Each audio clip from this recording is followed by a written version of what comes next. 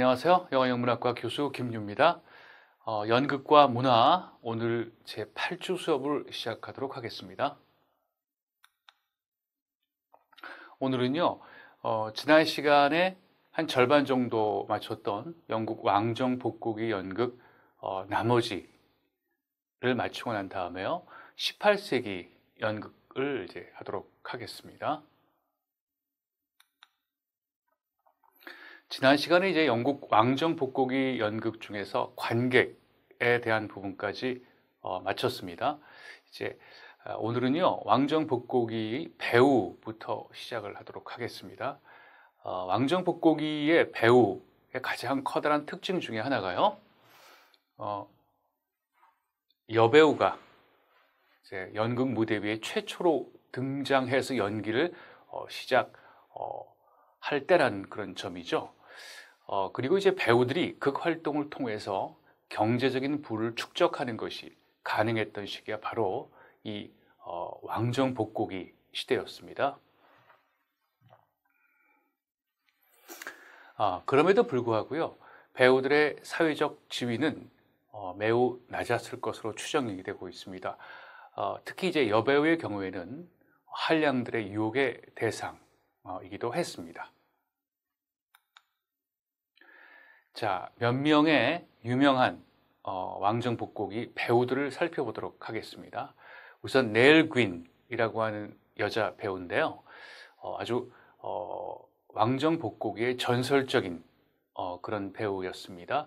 뭐 연기를 잘 한 이유도 있었겠지만요, 그 이후에도 결국 왕의 정부가 되는 신분 상승을 한 그런 케이스였기 때문이라고 생각이 되어집니다.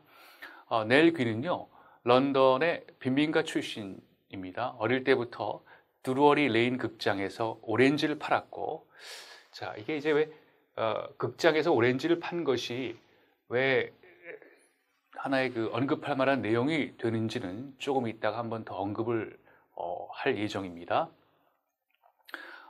곧 거기 극단 배우의 정부가 되었습니다. 당시 최고의 배우였던 찰스 하트라고 하는 사람에 의해서 스카우트 되었습니다. 1664년, 그러니까 15살 정도 되는 나이인가 봐요. 굉장히 어린 나이에 데뷔해서 타고난 위트와 매력으로 인기몰이를 했습니다. 비극 장르에서는 상대적으로 성공적이지 못했다는 그런 평이 있었습니다. 자, 이 넬 gwyn, 이 인기를 끈 하나의 그 이유가 여기 나와 있는데요, 남장 역할을 했다는 그런 이유이기 합니다. 남장 역할이라고 하는 것은요, 남자 역할을 했다는 그런 얘기인데요, 남장 역할 옆에 breeches part 혹은 pants role 이렇게 영어로 써 있죠. 팬츠는 이제 바지니까 바지를 입는 역할을 했다, 곧 남자의 역할을 했다는 뜻이고요. breeches part, part는 배역이라는 뜻이고, breeches라고 하는 단어는요, 무릎 그 아래에서부터 이제 밑에까지는 이제 반바지 형태, 약간 긴 반바지죠. 그 당시 남성들이 입었던 반바지입니다. 그런 남성들이 입던 반바지를 입는 역할을 했다, 그런 얘기니까 breeches part라는 뜻이 남장 역할을 했다는 얘기입니다. 그런데요, 이 남장 역할을 할 때 꼭 끼는 바지를 입고 등장해서 그게 서두를 얘기해주는 프롤로그, 그리고 그게 맨 마지막에 배우가 나와서 정리해주는 에필로그를 전달하는 배역을 맡았습니다. 이 사진을 보게 되면요, 초상하지만은 넬 gwyn, 바로 이 배우의 초상화고요. 그 다음에 보게 되면은 이 breeches role을 할 때, 남장 역할, 여배우들이 남장 역할을 할 때 입었던 breeches, 반바지 형태가 지금 이렇게 나와 있죠. 그렇죠? 상대적으로 이 바지가 헐렁하지 않고 몸매를 드러낼 수 있을 정도로 꼭 끼는 그런 바지였다는 점.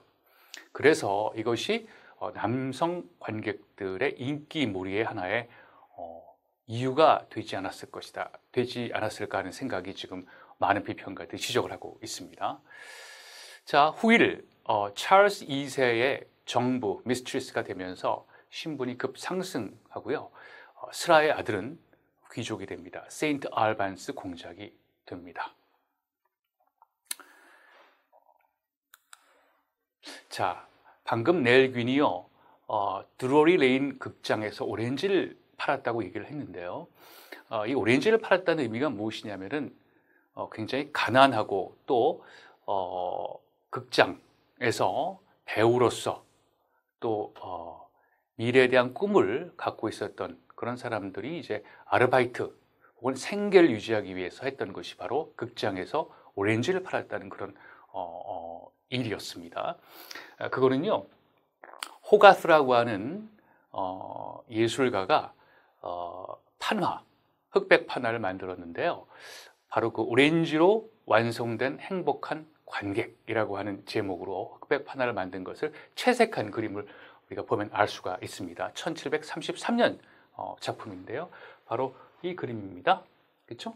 지금 귀족들, 그렇죠? 귀족들 관객석에 이제 관람하기 온 귀족들에게 이제 오렌지를 지금 팔고 있죠. 그렇죠? 이렇게 이런 역할을 방금 설명한 넬 균과 같은 배우가 했다는 얘기입니다. 자, 그 다음 그림은요, 바로 이게 찰스 2세입니다. 여러분 아시죠? 왕정복고를 해서 처음으로 다시 이제 프랑스에 있던 찰스 2세가 영국으로 복귀해서 왕이 되는 것, 그것이 사실상 왕정복고인데요. 그때 그 왕입니다. 찰스 2세. 그리고 찰스 2세를 아련하는 당대 최고의 여배우 넬 귄. 넬 귄이 지금 아련을 하고 있죠. 넬 귄은 오렌지 행상으로 극장에 첫 발을 들여 놓았습니다. 아까 설명했던 그런 얘기죠. 찰스 2세의 인기를 통해서 나중에 찰스 2세의 후궁으로 발탁이 된다. 이런 얘기입니다. 그 그림을 통해서 우리가 역사적 사실을 알 수가 있습니다. 남자 배우로는요, 토마스 베터튼이라고 하는 배우가 있습니다. 사실 이 1660년부터 1700년까지의 영국 왕정복고기를 대표하는 최고의 배우였습니다. 뛰어난 성량으로 유명했고요. 또 세부 연기에 대한 집중력도 뛰어났습니다. 그리고 자기 수양, 절제력으로 찬사를 받은 그런 배우였습니다. 희극, 비극 모두에 정통했고요. 특히 셰익스피어 비극, 그 중에서도 햄릿 역할에 탁월한 역량을 발휘했습니다. 경력 50여 년 동안 극작가 역할도 했고 극장 경영, 배우 지도자, 무대 장치술 등의 분야에서 최고의 위치를 구수했습니다. 자, 이 두 사람의 지금 초상화가 있는데요. 바로 이 초상화가 토마스 베터튼의 초상화고요. 이 사람이 이제 나중에도 한번 언급할 기회가 있는 토마스 리치라고 하는 사람의 초상화입니다. 극장 흥행주였습니다.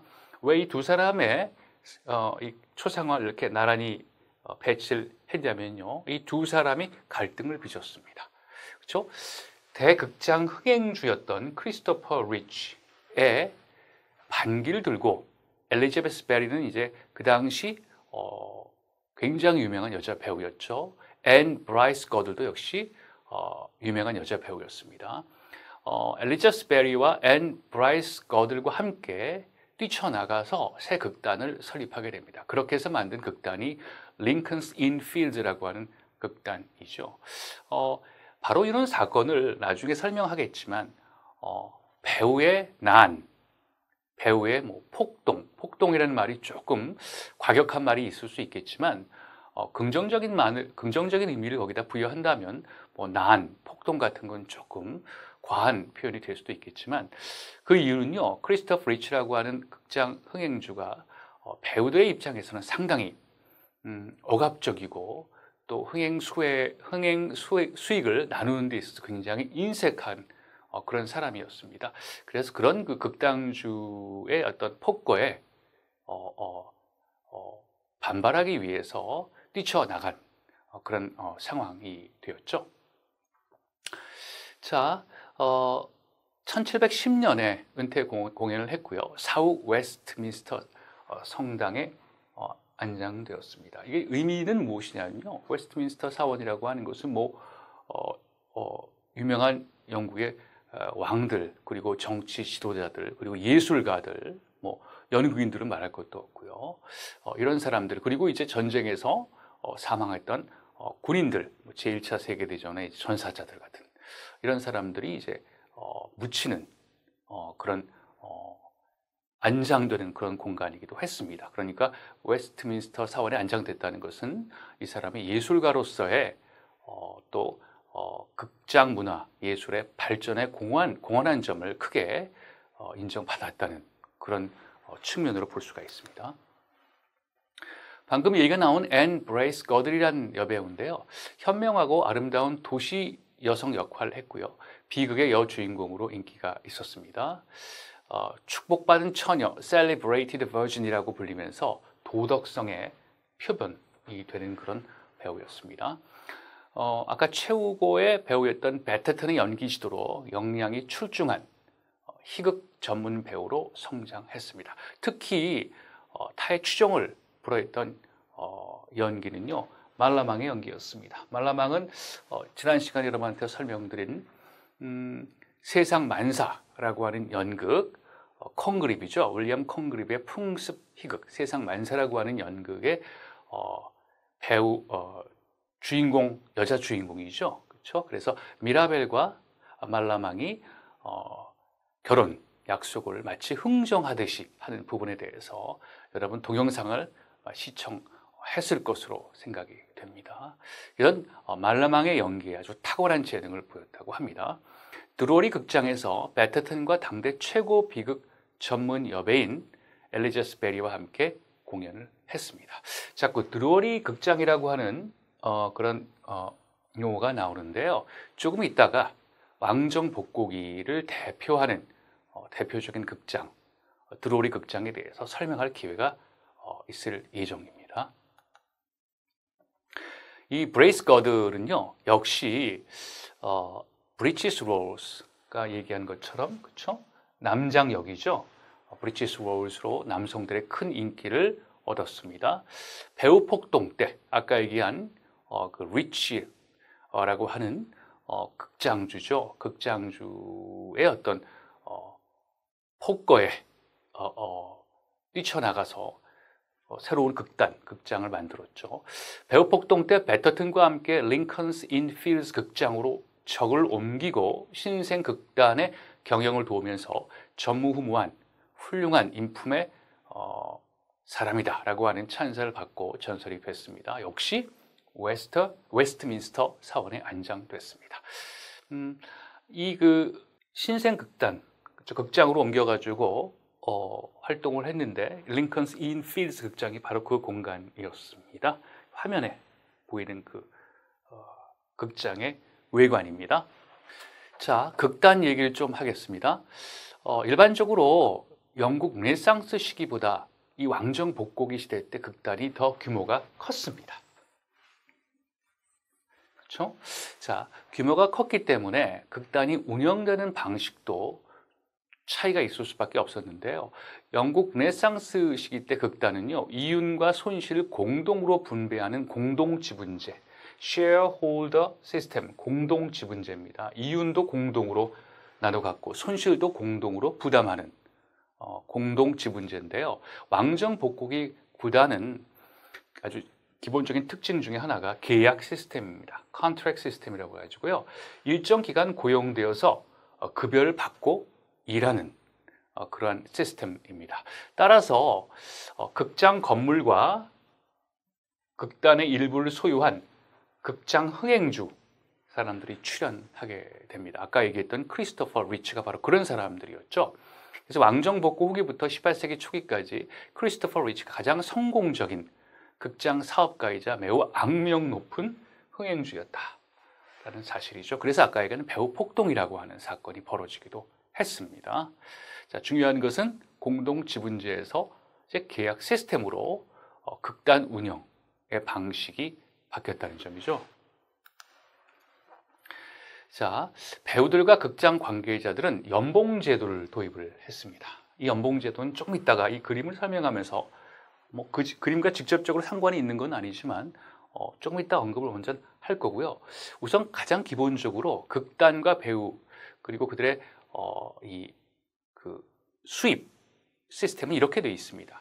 당일 수입 보장제라고 하는 요즘에 아마 이걸 우리가 요즘 시각으로 보게 된다면 굉장히 독특하고 이해가 안 되는 그런 시스템일 수도 있겠지만 무려 19세기까지 지속이 됐습니다. 이게 무슨 얘기냐면요. 실제로 공연이 시작이 됐을 때 공연 기간은 사흘에서 길면 일주일이었습니다. 한 작품 갖고 공연하는 시기를 얘기하는 거죠. 그런데 이 당일 수입 보장제는 예를 들어서 극작가의 예를 경우를 든다면 극작가가 있을 수 있고 연출가, 뭐 배우, 뭐 이런 연극을 만드는데 도움을 주는 필수적인 그런 요소들이 있겠죠. 극작가의 경우에는 두 가지 선택지가 있었습니다. 첫 번째, 고정된 작품료. 자기 작품이 무대에 올렸으니까 나는 이 작품 무대에 올리는 걸로 얼마를 달라. 이렇게 한꺼번에 받는 고정된 작품료로 작품료 총액을 받는 그런 선택지가 있었고요. 또 하나는 수익이 나는 그 결과를 보고 수익 제도에 따른 수익 제도를 따른 수입을 보장받는 제도가 있었습니다. 첫 번째, 한꺼번에 고정된 작품료를 받는 것은 문제가 없었는데요. 만약에 두 번째를 선택하게 되면 수익 제도에 따른 수입을 보장받는 시스템을 선택을 하게 되면 초연, 그게 맨 처음에 열리는 것, 그 초연의 셋째 날의 수입이 보장이 됩니다. 예를 들어서 첫째 날은 뭐 극장주가 가져간다. 첫째 날에 벌어지는 모든 수입은 극장주가 가져가고, 둘째 날에 벌어지는 모든 수입은, 일어나는 모든 수입은 뭐 배우들이 가져갈 수도 있겠고, 그렇죠? 세 번째 날의 수입은 극작가가 가져간다. 이렇게 이제 규정이 되어 있는 거죠. 그렇죠? 이게 이제 왕정 복고에서 18세가 넘어가면요, 6일째는 이제 극작가가 가져간다. 6일째 수입은 이렇게 계약에 명시가 되고 있는 겁니다. 요즘 시스템에 보면 좀 고개를 갸우뚱할 수도 있겠죠. 첫째 날이 제일 뭐 수입이 많을 수도 있을 것 같고, 뭐 여섯 번째 날이 뭐 관객이 제일 적을 수도 있었는데, 뭐 이런 것을 우리가 장담할 수는 없는 거죠. 근데 그럼에도 불구하고 이렇게 공연 기간을 나누어서 특정한 시기, 하루에 벌어진 수입을 극작가면 극작가, 연출가면 연출가, 연출가는 그 당시에 없었으니까요. 우리 알고 있는 연출가니까 흥행주는 흥행주, 배우면 배우, 이런 식으로 가져가는 방식으로 선택을 했습니다. 이것이 당일 수입 보장제라고 하는 거였죠. 또 하나는 이제 연봉제도라고 하는 건데요. 연봉 수익제도라고 하는 말인데, 이것은 1년에 한 번씩 한 공연의 수익을 배우들이 가져가는 겁니다. 그렇죠? 그러니까 1년에 여러 번 공연이 일어나는데, 그 중에 이제 하루를 선택을 해서 그때 벌어지는 모든 수익은 다 가져간다. 이런 방식으로 또 연봉 수익 보장제 같은 것도 도입을 했습니다. 자, 배우들은 도제식으로 연기를 배웠고요. 자주 바뀌는 공연 작품을 소화하기 위해서 특정 배역에 고정이 되어 있었습니다. 그래서 자기가 한 것을 지속적으로 같은 배역을 하다 보면요, 거기에 조금 더 친숙하게 되고 그 역할을 잘할 수 있었기 때문에 특정 배역에 고정되는 그런 경향이 많았습니다. 이 그림은요, 이런 식으로 이제 복잡하게 극장 수입이 분배가 되고, 또 이런 것들이 관객들에게 이제 어떻게 보면 이중적으로 피해가 가는, 그렇죠? 관객이 고스란히 피해를 받게 되는 그런 경우도 있었다고 합니다. 그래서 한 남자가 이중으로 예약이 되어 와서 거기에 대해서 항의하는 그런 장면의 그림입니다. 연기 스타일은요, 과장된 제스처에 힘을 주어서 대사를 웅변조로 전달하는 것이 아주 일반적인 경우였죠. 무대 움직임도 스타일라이즈, 양식화되고 관행적인 유행에 따랐습니다. 그러니까 사실적인 그런 그 제스처는 아니죠. 어떤 대사는 무대 전면에서 관객을 향해 직접 전달되는 그런 경우도 있었다. 새 작품의 리허설은 2주를 초과하지 않았고, 재공연할 경우에 하루에 한 편 이상을 무대 위에 올리기도 했다. 자, 그 당시 연기 스타일과 공연 관례에 대한 얘기였습니다. 자, 리허설은요, 극단의 주연 배우급 중에서 매니저를 맡은 배우가 리허설을 진행했습니다. 리허설의 기능은요, 배역을 맡은 배우들이 대사를 제대로 외우고 있는지 점검하는 수준에 그쳤다고 합니다. 배터튼은 풍부한 성량으로 주목을 받았고, 자, 오른쪽 그 그림을 설명하는 그런 건데요. 아까 유명한 왕정국곡기 최후의 배우였던 배터튼은 풍부한 성량으로 주목을 받았고, 상대역 엘리자베스 베리는 힘차고 명확한 발음으로 찬사를 받았다. 자, 뭐 배우마다 조금씩 스타일은 다를지 몰라도 기본적으로 왕정복고기의 연기 스타일은요, 아까 말한 것과 같이 양식화되고 또 사실주의적이 않은 그런 웅변적인 그런 형태를 취했습니다. 이 그림은 토마스 배터튼이 햄릿을 연기하는 모습을 그린 그림입니다. 그렇죠? 여기 햄릿 연기하는 배터튼의 모습을 그려봤죠. 이제 햄릿의 엄마 거트루드입니다. 왕정복고기 극장 중에 이제 재미있는 그리고 중요한 사실 중 하나를 이제 얘기를 할 예정인데요. 우선 시기적으로 조금 앞으로 가야지 이런 그 런던의 공연 혹은 극장 규제를 위한 법률들이 어떤 방식으로 제정되었는지를 알 수가 있습니다. 1737년에 공연 허가 법률안 라이센싱 액트라고 해가지고 극장과 공연을 규제하는 법률이 만들어졌습니다. 그렇죠? 근데 그 전부터 사실 지금 우리가 얘기하는 왕정복고기를 얘기를 하고 있죠.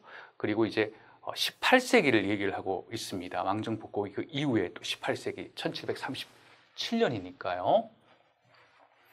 근데 사실 이런 방식으로 극장 혹은 뭐 연극의 검열 규제에 대한 법률이라든지 장치 같은 것은 그 이전부터 있었습니다. 맨 아래부터 먼저 볼까요? 엘리자베스 1세 때, 자, 16세기를 얘기하는 겁니다. 예를 들어 16세기 중반 정도를 얘기를 하는 거죠. 그때 행정 당국이 이미 만들어져서 규제를 하기 시작했습니다. 그때 아마 여러분 기억이 난 자, 향연 주사, 향연은 뭐 향연을 베풀다 이런 거겠죠. 주사는 그걸 담당하는 어떤 관리의 이름을 직명을 이렇게 붙인 겁니다. 향연 주사라고 하는 직책을 만들어서요, 연극의 검열 그리고 어느 극장에 대한 뭐 검열이 되겠죠. 그리고 그것을 일정한 규칙을 지키지 않았을 때는 벌금을 부여하기도 하는, 관리하기도 하는 그런 것을 향연 주사라는 직책을 갖고 있는 사람이 맡았다고 합니다. 일종의 연극의 검열과 규제가 되겠죠. 15세기, 16세기 중반부터 사실상 이런 직책이 만들어졌는데 그 이후에 시기상으로 봤을 때는 첫 번째가 되고 두 번째가 이제 찰스 2세. 그 이후에 이제 여러분 아시겠지만 청교도 혁명이 벌어지고 그렇죠? 그리고 나서 연극 극장이 폐쇄가 됐습니다. 그리고 나서 찰스 2세가 왕정 복고를 하게 되죠. 그래서 왕정이 다시 복구가 됩니다. 그 찰스 2세도 연극을 굉장히 사랑한 그런 국왕이었는데요. 찰스 2세가 독점권을 주었습니다. 그때 독점권을 준 것이 이제 17세기 중반 얘기입니다. 킬리그루, 토마스 킬리그루, 지난 시간에 공부를 했습니다. 토마스 킬리그루와 윌리엄 데버넌트라고 하는 사람에게 연극을 공연할 수 있는, 그러니까 정극이겠죠. 자, 그 내용이 바로 요겁니다. 약간 지금 혼란스럽게 지금 표가 되어 있는데요. 찰스 2세가 킬리그루와 데버넌트에게 연극 공연 독점권을 주었는데요. 바로 이런 겁니다. 코벤트 가든과 드루어리 레인 극장만이 비극, 희극, 오페라, 연극, 소극 등을 상연할 수 있는 합법적인 권한을 가진다. 그러니까 상당히, 그러니까 이 코벤트 가든을 소유하고 있었던 것이 킬리그루였고 드루어리 레인이 데버넌트였거든요. 그러니까 이 두 사람한테 상당한 권한을 준 겁니다. 그러니까 이 두 사람이 운영하고 있는 극단과 극장만이 이런 연극을 공연할 수 있는 권한을 주게 되는 거죠. 독점권입니다. 이 독점권을 찰스 2세가 이 두 사람한테 부여했죠. 여기에 대한 불만이 굉장히 많았습니다. 그래서 1737년에 세 번째입니다.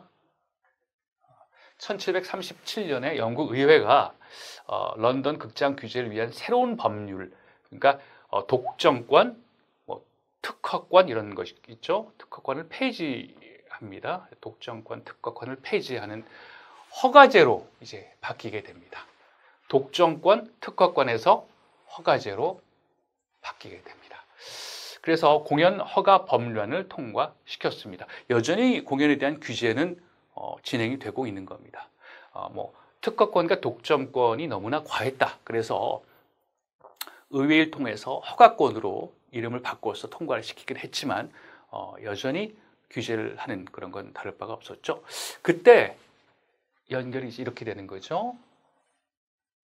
이 허가법에 의하면 체인벌리 경이 공연이 허가된 모든 연극의 총 책임자가 된다. 이 사람이 이제 공연 허가와 검열, 이런 것에 대한 총 책임자가 되는 겁니다. 이 체인벌리 경은 사람 이름이 아닙니다. 직책 이름입니다. 굳이 번역을 하면 궁정 대신인데요. 궁정에 맡아 있는 모든 내무부적인 어떤 역할을 하는 사람인데 이 사람이 연극에 관련된 일도 했습니다. 그래서 직책 이름이 체인벌레인 경입니다. 그렇죠? 로드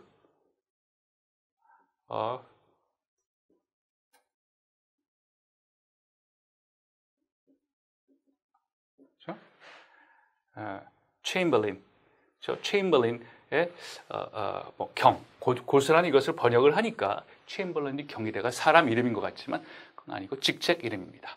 그래서 굳이 우리 현대로 얘기를 하게 되면 이거는 아마 문화부에 관련되는 국장, 문화부 국장 정도의 어떤 역할을 하고 있는 것으로 우리가 볼 수가 있죠. 이 사람이 이제 이 허가법에 의해서 공연의 모든 책임자가 되기 시작했습니다. 이 이후에도요, 19세기에도 또 이런 비슷한 또 공연법이 있었고요. 마지막으로 이런 공연법이 영국에서 완전히 규제가 풀린 것은 1968년입니다. 나중에 이제 현대 연극을 공부할 때 공연법 폐지에 대한 68년 폐지에 대한 그 상황을 언급할 예정입니다. 자, 왕정복고기 극장 건축으로 들어가겠습니다. 엘리자베스 시대의 옥외 공공극장 전통이 이제 끝났죠. 그렇죠? 16세기 영국 연극의 전성시대, 17세기 이제 초반도 마찬가지겠지만 엘리자베스 시대 때의 모든 극장은 옥외, 실내가 아닙니다. 옥외 공공극장이었다면 이제 왕정복고기에는 실내 극장, 그것도 이탈리아나 프랑스의 영향을 받아서 프로시니엄 아치가 설치된 실내 극장으로 전환되었다. 왕정복고기 연극의 극장의 특징입니다. 피트석, 갤러리석, 박석 구조를 유지했고요. 프랑스의 피트석은 입석입니다. 그런데 이제 영국의 피트석은요, 여러분 아마 기억을 하겠지만 엘리자베스 시대 때 피트석은 사람들이 서 있었잖아요. 그렇죠? 비 오면 비도 맞고 돌출 무대 그 주변에 쭉 서 있었잖아요. 그런데 이제 이 왕정복고기에 들어오게 되면 영국의 피트석은 등받이가 없는 벤치를 설치하기도 했습니다. 자, 객석에는 시야 확보를 위해서 약간의 경사가 있었고요. 당연히 경사가 뒤에 있는 사람이 안 보이니까 객석 경사가 이렇게 뒤쪽으로 갈수록 높아지는 그런 구조. 무대가 이 앞에 있다면요. 이런 방식으로 시야를 확보했죠. 그리고 객석 규모는 650석 정도였습니다. 무대의 연기 공간이 거의 같은 크기로 프로시니엄 앞무대와 뒷무대로 양분된다. 이게 이제 무대 공간이요. 나중에 설명을 한 번 더 할 겁니다. 무대가 이렇게 있다면 무대 공간이 여기 프로시니엄 아치의 이제 커튼 같은 것, 이게 프로시니엄 아치죠.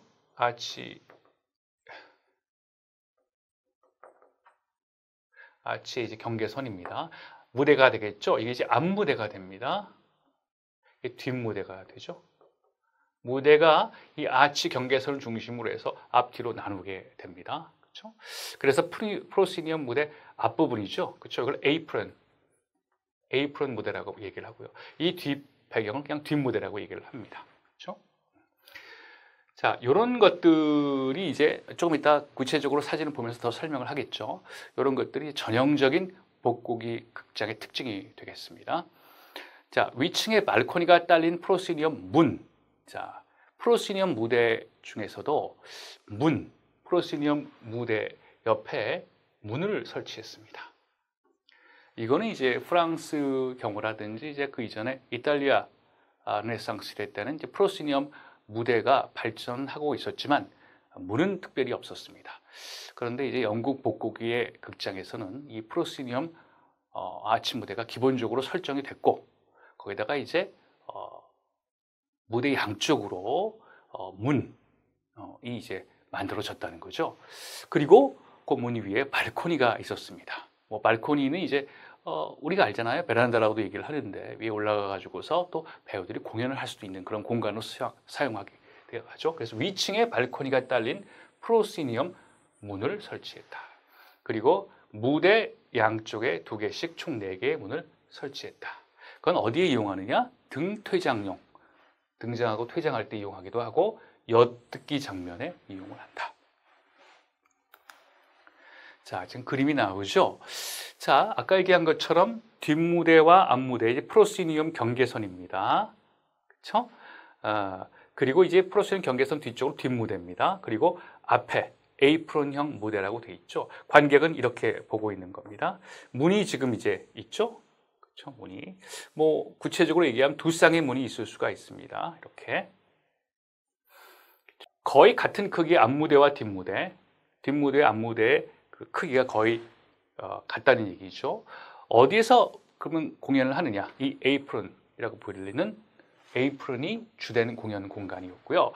이 뒷무대는 그루브 시스템, 이제 우리가 공부를 한 것처럼 그루브 시스템이 있어가지고 이제 평판들이 그렇죠? 평판들 움직여가지고 뒷무대 배경을 만들어 놓는 그런 게 이제 그루브 시스템이었잖아요. 호흡을 파고서 판 호흡 속에 미닫이 문을 밀고 당기듯이 그런 식으로 해가지고 배경을 전환시키는 그런 배경 전환 장치죠. 그런 것들을 사용한 것이 바로 이 뒷무대였고요. 앞무대, 에이프론형 무대는 배우의 공연 공간이었습니다. 뒷무대가 앞무대보다 약간 높았습니다. 앞무대에서 박스석까지 실질적으로 관객이 보게 되는 박스석이 되겠죠. 얼마 멀지 않았습니다. 9m 정도는 굉장히 가까운 그런 거리였습니다. 그리고 무대 위측 양쪽에 아까 얘기한 것처럼 발코니가 딸린 문이 각각 2개씩 있었습니다. 뭐 퇴장 그리고 엿듣기 장면, 그렇죠? 발코니 장면, 창문이 필요한 장면 같은 것을 이용해서 사용했다. 볼 수가 있죠. 자, 아까 얘기한 것처럼 드루어리 레인 극장에 대해서 설명을 하겠습니다. 이 극장은 왕정 복국에 건립돼서 오늘날까지 사용이 되었는데요. 1663년부터 19세기까지 점진적으로 증축이 되었습니다. 그러니까 계속 조금 크게 만들어지기도 하고 형태가 조금 변형되기도 하고 그럼에도 불구하고 굉장히 끝까지 살아남은 그런 극장인데요. 오늘날 뮤지컬의 전당으로 알려져 있으며 유령이 출몰한다는 전설이 있습니다. 망토와 긴 부츠를 신은 18세기 신사가 객석이 꽉 찬 마틴의 공연 때 위 무대 부분에 나타난다는 것, 그렇죠? 글쎄 이게 뭐 하나의 그 전설이겠죠. 재미있는 것은 이제 18세기에 만들어졌기 때문에 18세기 차림을 한 신사가 나타난다는 거고요. 또 시기도 특정되어 있습니다. 마틴의 공연이라고 하는 거는요, 우리가 보통 오후 공연입니다. 일반적으로 이제 저녁에 하는 메인 공연보다 좀 싸죠. 자, 과거에 드루어리 레인 극장 스케치를 한 부분입니다. 굉장히 크게 보이죠? 아마 스케치하는 과정 속에서 조금 왜곡이 되고 좀 과장이 되었던 것 같습니다. 그렇지만 근본적으로 있을 건 다 있죠? 자, 이 무대 형태 알죠? 그렇죠? 우리가 지금까지 계속 보았던 프로시니엄 아치 무대 형태를 유지하고 있고, 자, 관객들, 그리고 이제 갤러리 관객들이 이제 쭉 보고 있는 그런 상황이 되죠. 자, 요즘 현대식으로 좀 증축하고 개축하고 만드는 것이 바로 이제 오늘날의 드루어리 레인 극장입니다. 훨씬 더 안락하죠, 그렇죠? 안락한 것이 보입니다. 1794년에 재건이 됐고요. 드루어리 레인 극장 내부는 영국 극장들의 일반적인 구성을 반영합니다. 피트 구역은요, 무대 면보다 살짝 아래에 좌석이 놓여 있고 보통 3층에서 5층까지 이루어진 갤러리, 그리고 극장 맨 꼭대기에 있는 높은 개방형 좌석 구역을 갖추었다. 인기 있는 관객들은 프랑스에서처럼 무대 위에 앉았다. 한번 더 볼까요? 이 그림을 우리가 보게 되면요, 지금 방금 설명한 것, 그렇죠? 맨 위에 꼭대기에 있는 개방된 지역이라는 게 바로 이 지역입니다. 그렇죠? 구역으로 나누지 않은 개방된 지역, 굉장히 높은 지역이기 때문에 사실상 관람하기 좋은 지역은 아닙니다. 1794년에 재건된 드루어리 레인, 이제 한번 그림 구조를 잠깐 볼까요? 자, 핵심적인 게 르네상스조 시대 때 연극과 플러스 이탈리아의 신고전주의죠. 무대 구조가 결합되어 있는 그런 특이한 구조라고 볼 수가 있습니다. 이탈리아의 영향으로 프로시니엄 아치형 극장, 아까 얘기를 했죠? 아까 여러분한테 보여줬습니다. 커튼이 들어오지고 액자틀 무대가 있는 거.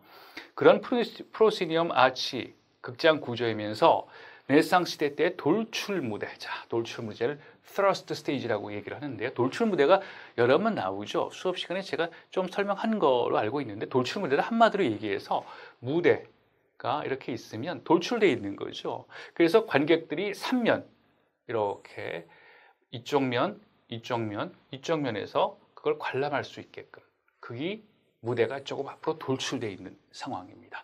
원래 전형적인 프로시니엄 아치 그 극장은요, 이렇게 돌출 무대를 사용하지 않죠. 그렇죠? 그냥 이런 방식으로 형성이 돼 있고, 바로 이렇게 관객들이 이렇게 쭉 앉아가지고 보는, 그렇죠? 이런 형식이 보통 일반적인 프로시니엄 아치 형태의 극장 구조입니다. 관객석이죠. 그런데 영국식의 이런 돌출 무대, 영국식 돌출 무대가 결합이 되어 있는 겁니다. 그러니까 프로시니엄 아치 형태의 무대에 이런 영국식의 관객석 3면으로 둘러싸인 그런 형태의 트러스트 무대가, 돌출 무대가 결합되어 있는 형태라는 게, 그것이 드루어리 레인의 전형적인 특징 중에 하나입니다. 자, 그래서 돌출 무대의 흔적으로 여겨지는 뒷무대와 거의 같은 크기의 앞무대, 에이프런 무대, 방금 설명을 했죠. 그 무대와 양측면에 두 개의 문이 있는 구조, 참 독특하다. 이 그림을 한번 보게 되면요, 여기가 이제 피트석입니다. 그렇죠? 정면에서 박석이 또 있고, 옆에 이제 쭉 갤러리석이 이쪽도 마찬가지로 있겠죠. 무대는 바로 여기가 무대입니다. 그렇죠? 이 무대가 프로시니엄 아치니까 뭐 이 정도 되는 형식에서 이제 경계선이 그어진다면, 이쪽은 이제 뒷무대가 되겠죠. 장치 같은 것, 무대 장치 같은 것들, 아까 얘기한 것처럼 무대 배경을 만들기 위한 평판 같은 것이 이렇게 보관이 되어 있는 그런 공간이죠. 그리고 이건 요 앞에 부가 에이프런 무대라고 해가지고 실질적으로 여기서 공연이 이루어지는 공간입니다. 그리고 요 옆에 문이 있죠. 이쪽도 문이 한 쌍씩 양쪽에 있습니다. 그래서 이런 드루어리 극장 레인의 특징은 르네상스 영국 무대 특징과 이탈리아 무대 구조가 결합되어 있다. 는 점 꼭 기억하기 바랍니다. 자, 무대 장치와 조명, 의상인데요. 윙 앤 셔터 시스템이 기본 장치입니다.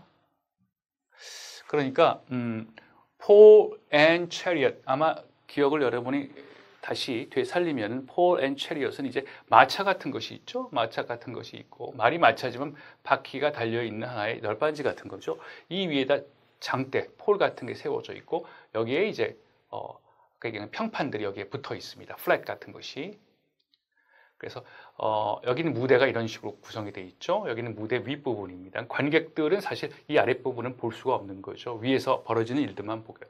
이것이 이제 아까 얘기한 뭐 도르래 같은 것을 이용해 가지고 계속 움직여 주는 거죠. 그래 가지고 이 평판들이 뭐 이쪽도 있겠죠. 이런 방식으로 해 가지고 움직여서 무대 배경을 구성하고 만들어내는 그런 형식이 바로 이제 폴 앤 체리엇 시스템인데, 이것은 영국에서는 거의 사용하지 않습니다.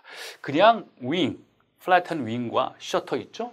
뭐 셔터가 형성이 돼 있고 윙이 이런 식으로 형성, 위에서 본다면 이렇게 돼 있습니다. 그렇죠? 그래서 이 그루브 홈을 통해 가지고 미닫이 문처럼 형성을 이렇게 시켜줘. 그래서 맨 뒤에 셔터 부분이 이용을 해가지고 전반적인 그림이 이렇게 조합이 돼가지고 무대 뒤에 무대 배경이 형성이 되는 겁니다. 이런 윙 앤 셔터 시스템은요, 사람의 힘으로 이런 커다란 윙 플랫을 움직인다는 측면에서 폴 앤 체리엇과는 다르죠. 자, 윙 앤 셔터 시스템이 기본 장치로 사용이 되었고, 공연 도중 막을 내리지 않기 때문에 무대 변환할 때는 관객들이 다 지켜보게 됩니다. 의상은요, 이전 시대와 프랑스 신고전주의의 전통에 따라서 동시대의 의상, 동시대의 의상이라고 하는 것은 그 당시 왕정 복고기 시대 때 의상을 입고 공연하는 것이 일반적인 거죠. 시대극, 과거의 시대를 돌아가서 시대극을 하는 경우에는 역시 그 과거에 맞는 의상을 입어야겠죠. 근데 역사적 고증을 거치지 않은 경우도 많았기 때문에 아마 의상과 소품에서 혼돈이 되는 경우도 많았다고 합니다.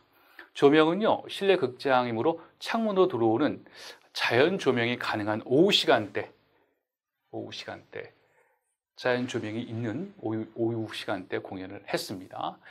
그리고 보조적으로는요, 이런 자연 조명뿐만 아니라 촛불로 된 샹들리에 같은 것을 무대와 객석 곳곳에 설치해서 사용했다고 합니다. 그러니까 자연 조명과 촛불을 사용해서 이 실내 극장의 조명을 완성한 거죠. 자, 왕정 복고기 희극이 이제 쇠퇴하기 시작하는 그 과정입니다. 18세기로 이제 전이가 되는데요. 1700년 정도에 끝나고 이제 18세기로 들어가지 않습니까? 왕정 복고기 희극에서는 불륜, 혼의 정사란 주제가 등장을 합니다. 그러나 우리가 보통 왕정 복고기 희극을 할 때 전형적으로 유명한 어떤 희극 형태가 풍습 희극이라고 얘기를 했죠.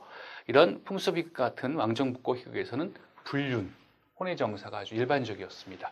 무대 위에 이런 주제가 등장을 하고 인물들이 그런 주제를 마음껏 공연했지만 실제로 법적으로는 아무런 처벌을 받지 않았습니다. 윤리 도덕적으로는 청교도들의 공격을 받기는 했었죠. 자, 이것도 서서히 변하게 됩니다. 1698년, 이제 17세기 이제 말 정도 되는 거죠. 제레미 콜리어라고 하는 목사가요, 영국 연극이 얼만큼 부도덕하고 이단적인지를 지탄을 했습니다. 그래서 연극의 부도덕성과 이단성에 대한 고찰이라고 하는 책에서 말이죠, 팜플렛이죠, 연극을 맹공했습니다. 이후부터 도덕성이 강조되기 시작하면서 성적인 내용이 많이 감소되기 시작했습니다. 왕정 복고기 희극이 그러니까 쇠퇴되는 그런 이유기도 했죠. 그래서 18세기에 들어가게 되면 사회 분위기가 도덕주의적으로 많이 바뀌면서 연극에서 도덕성이 더욱 강조되고 권선징악이 부각된 감상희극, 나중에 언급을 할 예정입니다. 감상희극, 센티멘탈 코미디라고 하는데요, 18세기 코미디의 아주 대표적인 장르가 되는데 도덕성, 도덕주의, 권선징악 같은 것이 전형적인 특징이 됩니다. 이렇게 왕정 복고기 희극에서 이제 감상희극, 18세기의 지배적인 장르인 감상희극으로 진화가 되게 됩니다. 자, 그런 과정에서 한 2명의 사람이 그 가교 역할을 했는데요. 첫 번째가 수잔나 센트리브루라고 하는 사람입니다. 여성 극작가인데요. 이 사람이 이제 왕정 복고 희극과, 그쵸, 18세기 영국 지금 방금 상영한 감상희극의 가 역할을 했죠. 중간 다리 역할을 했는데요. 사실 이 여자 극작가는 굉장히 많은 서간문과 시를 집필하기도 했고 무려 16편의 장편극과 단편 파르스를 썼습니다. 가장 여성 극작가 중에서 흥행에 성공한 그런 사람인데요. 이 사람이 배우이기도 했습니다. 그래서 그녀의 브리치스로스, 남장에 매료된 앤 여왕의 요리사죠. 조리사와 결혼을 했습니다. 왜 이 사람이 가교 역할을 했냐면요, 여기 이제 설명을 구체적으로 하진 않지만 대표적인 마셋 도박판, 경이로움, 아내를 위한 과감한 한탕 이런 작품을 썼는데, 이 센트리 브루의 작품 속에서는 도덕주의적인 그런 경향이 조금씩 등장하기 시작합니다. 그래서 왕정 희극과 이 도덕주의를 강조하는 감상 희극의 중간적인 역할을 하는 그런 기조의 작품들을 많이 썼거든요. 이 대표작들이 다 대부분 그런 형식을 유지하고 있습니다. 그래서 이 수잔냐 센트리브라고 하는 사람이 가격을 의미 있는 그런 극작가였다는 사실 기억해두기 바랍니다. 조지 파커는 또 다른 사람인데요. 이 사람도 마찬가지로 그 17세기에서 18세기로 넘어가는 영국 드라마에 있어서의 하나의 변곡점, 전환점, 가교 역할을 하는 사람인데요. 아까 그 센트리브르라고 하는 배우와는 극작가와는 좀 다른 이유로 가교 역할을 했습니다. 아일랜드 작가였어요. 런던베리에서 태어났고 아일랜드에는 더블린 트리니티 컬리지에서 공부를 했고 뭐 흥행에 성공을 했습니다. 대부분 이 파커가 쓴 극들이요. 언어, 플롯, 등장인물들이 당대 영국인들의 비평 대상이 됐습니다. 자, 이게 심상치 않은데요. 흥행에 성공했지만은 비평가들의 비평 대상이 된 것이 언어, 플롯, 등장인물인데 그 이유가 뭐냐면 너무나 사실주의적인 요소가 많았기 때문에. 그래서 그런 사실주의적인 요소는요, 본인 자신이 살아왔던 삶, 자서전적인 특징에서 나온다고 합니다.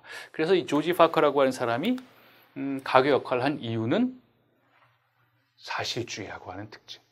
왕정 복고기 시대에서는 이제 사실주의라는 그 용어와는 전혀 상관이 없는 그런 시대였죠. 관례적이고 관습적이고 양식화된 그런 연극이었으니까요. 자, 18세기 이제 나중에 사실주의적 연극이 막 태동을 할 때 바로 그 가교 역할을 했던 것이 바로 조지 파커의 연극이었습니다. 1697년 런던에 이주했고요. 런던에 방금 도착한 아일랜드 신사에 관한 내용인 술 한 병과 사랑이라고 하는 연극을 공연했습니다. 아마도 자기의 경험이 우러남아 있는 그런 연극이었겠죠.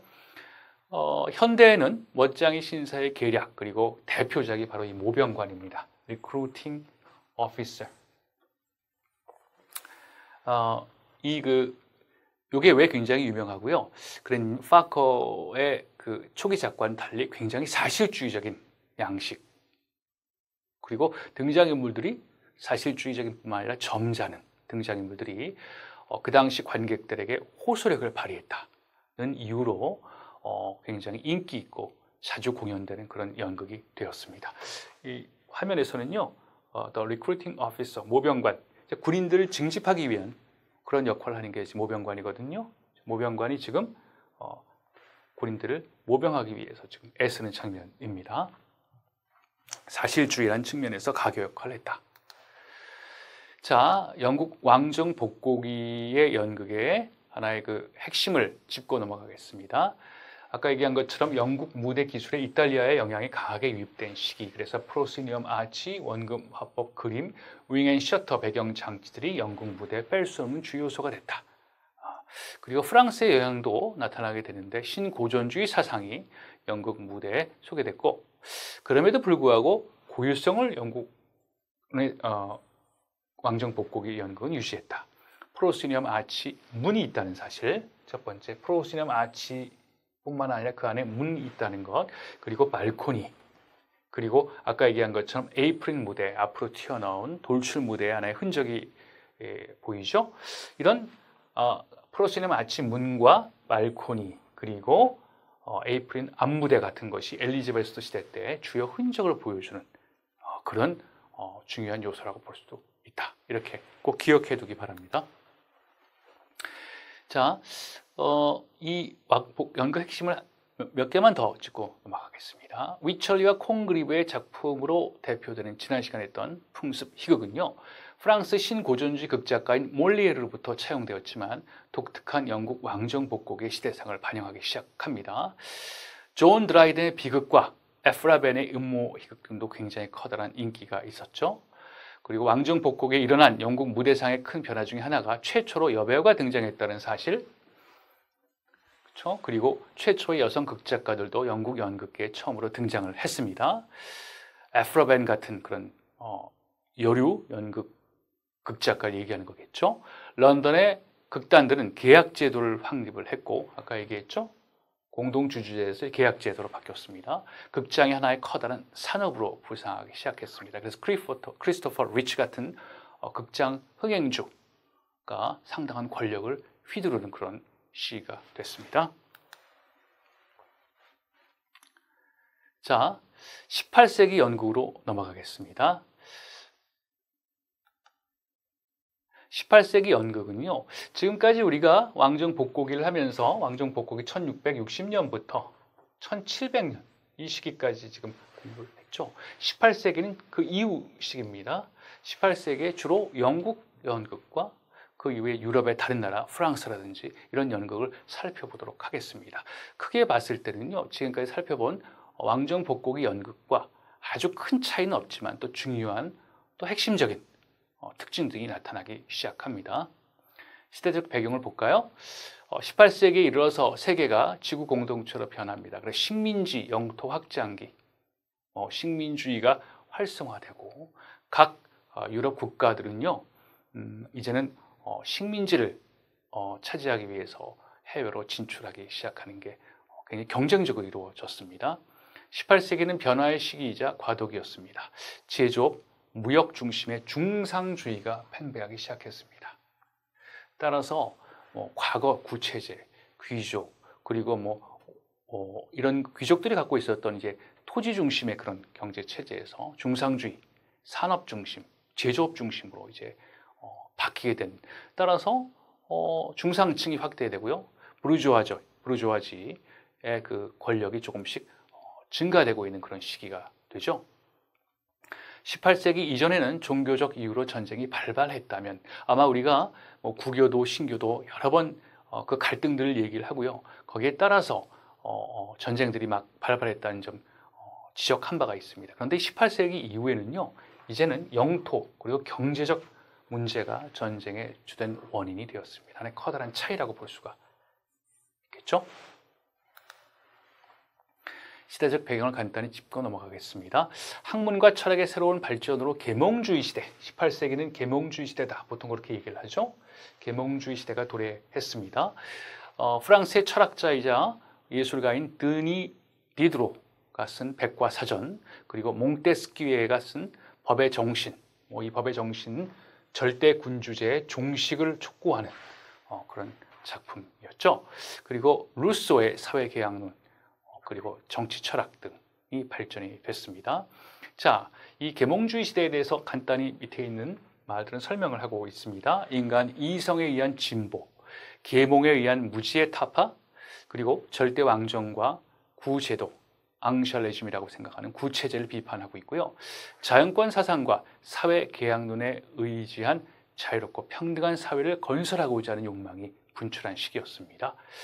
그리고 지리상의 발견 이래 성장을 계속한 시민계급, 부르주아지 계급이죠. 그리고 18세기에 일어난 시민혁명의 사상적 배경이 되었습니다. 위에 있는 이런 저서들을 지금 언급하고 있는 거죠. 그래서 18세기에 주요하게 다루어지는 2대 정치, 사회적 격변이 바로 미국 독립전쟁, 그렇죠? 그리고 프랑스 혁명이었습니다. 미국 독립전쟁은 영국으로부터 아마 주된 가장 커다란 이유가 영국이 계속 과세, 극심한 과세를 식민지한테 요구를 했죠. 그래서 대표 없는 곳에 과세 없다라고 하는 그런 표를 가지고 영국으로부터 독립을 한 그런 독립전쟁이 벌어졌습니다. 프랑스도 참전하게 되고 스페인도 참전하게 되고 모두 미국 편이었죠.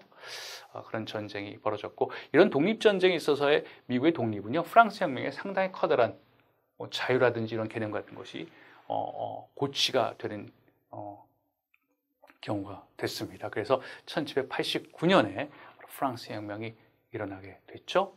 구체제, 앙샬레즘에 대한 전복이 이루어졌던 시민계급의 승리라고 보는 그런 역사적인 시기였습니다. 물론 그 이후에 나폴레옹이 등장하는 등 공화정에서 이제 제정으로 갔다가 또 군주정으로 갔다가 여러 가지 변화가 있었지만, 프랑스 혁명이 그 당시 갖고 있었던 그런 자유에 대한 어떤 열망이라든지 평등에 대한 열망 같은 것은 굉장히 컸죠. 이런 격변기의 연극이 어떻게 변했는지 살펴보도록 하겠습니다. 연보표가 있는데요. 마찬가지로 간단히 어떤 상황이 있는지만 살펴보고 구체적으로 우리가 상황을 언급할 때 얘기를 하겠습니다. 아까 이제 수잔 센트리브르라는 작품 작가 이제 시대가 얘기를 하고 있죠. 이제 여기 이제 게이의 거지 오페라라고 하는 오페라가 있는데요. 나중에 오페라 설명할 기회 있을 때 언급이 잠깐 될 겁니다. 요거는 이제 마찬가지로 그 당시 귀족들, 그러니까 런던에 거주하고 있는 거지들이라든지 매춘부들 같은 것의 삶을 오페라 형식으로 해서 만든 겁니다. 풍자와 공격 대상은 이제 그 당시 정치가들 그리고 귀족들 이런 사람이 되겠죠. 언급이 될 조지 릴로의 런던 상인이라고 하는 작품이 왜 18세기의 전형적인 문을 열었는지 설명을 할 예정이고요. 자, 뭐 쭉 보시게 되면 런던의 코벤트 가든 극장이 건축된 시기가 나오죠. 그리고 뭐 다 조금씩 설명을 할 겁니다. 드로트 홀링이라고 하는 극장이 완성된 시기, 그리고 독일의 극작가 레싱 언급이 나오고 스투름 운트 드랑 운동, 질풍노도의 운동이라고 그래가지고요.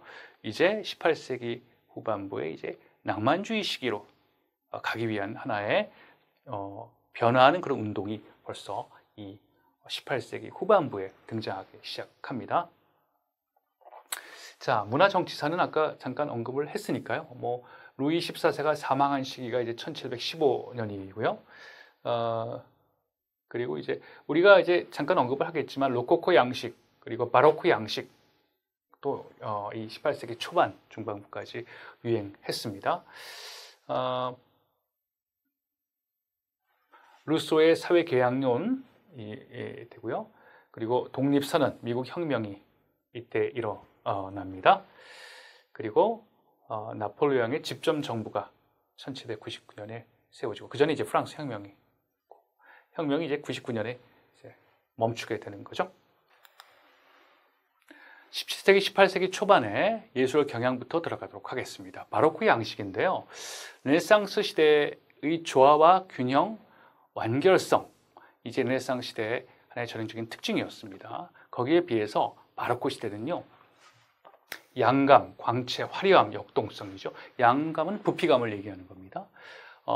부피감이 있어야 되고 입체적이어야 되는 거죠. 역동성, 화려함 같은 것이 바로크 양식의 특징입니다. 17세기 대표적인 바로크 미술가는 루벤스, 오른쪽 보게 되면요, 루벤스의 십자가를 세움, Elevation of the Cross라고 하는 작품. 자, 이 회화를 보게 되면요, 아까 얘기했던 양감, 광채, 화려함, 역동성 같은 것, 지금 이 작품이 전형적인 그 바로크 양식의 작품이라는 걸 알 수가 있습니다. 시각적 환각을 일으키는 정밀 묘사와 색조, 장식 등을 강조했습니다.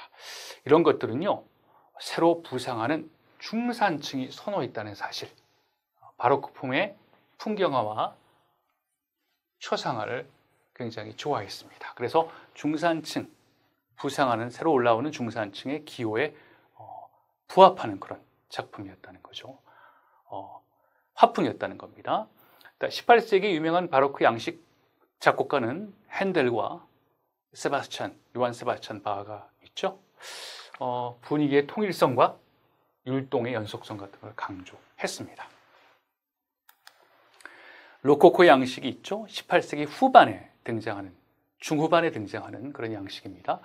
쾌락적이고 귀족적인 특색이 있고요. 섬세함, 우아함, 비대칭적 밝은 색상, 이런 특징이 있습니다. 로코코 예술의 대표적인 작품은요, 프랑스 화가죠. 장 안투안 바토라고 하는 사람, 회화가 대표적인데요.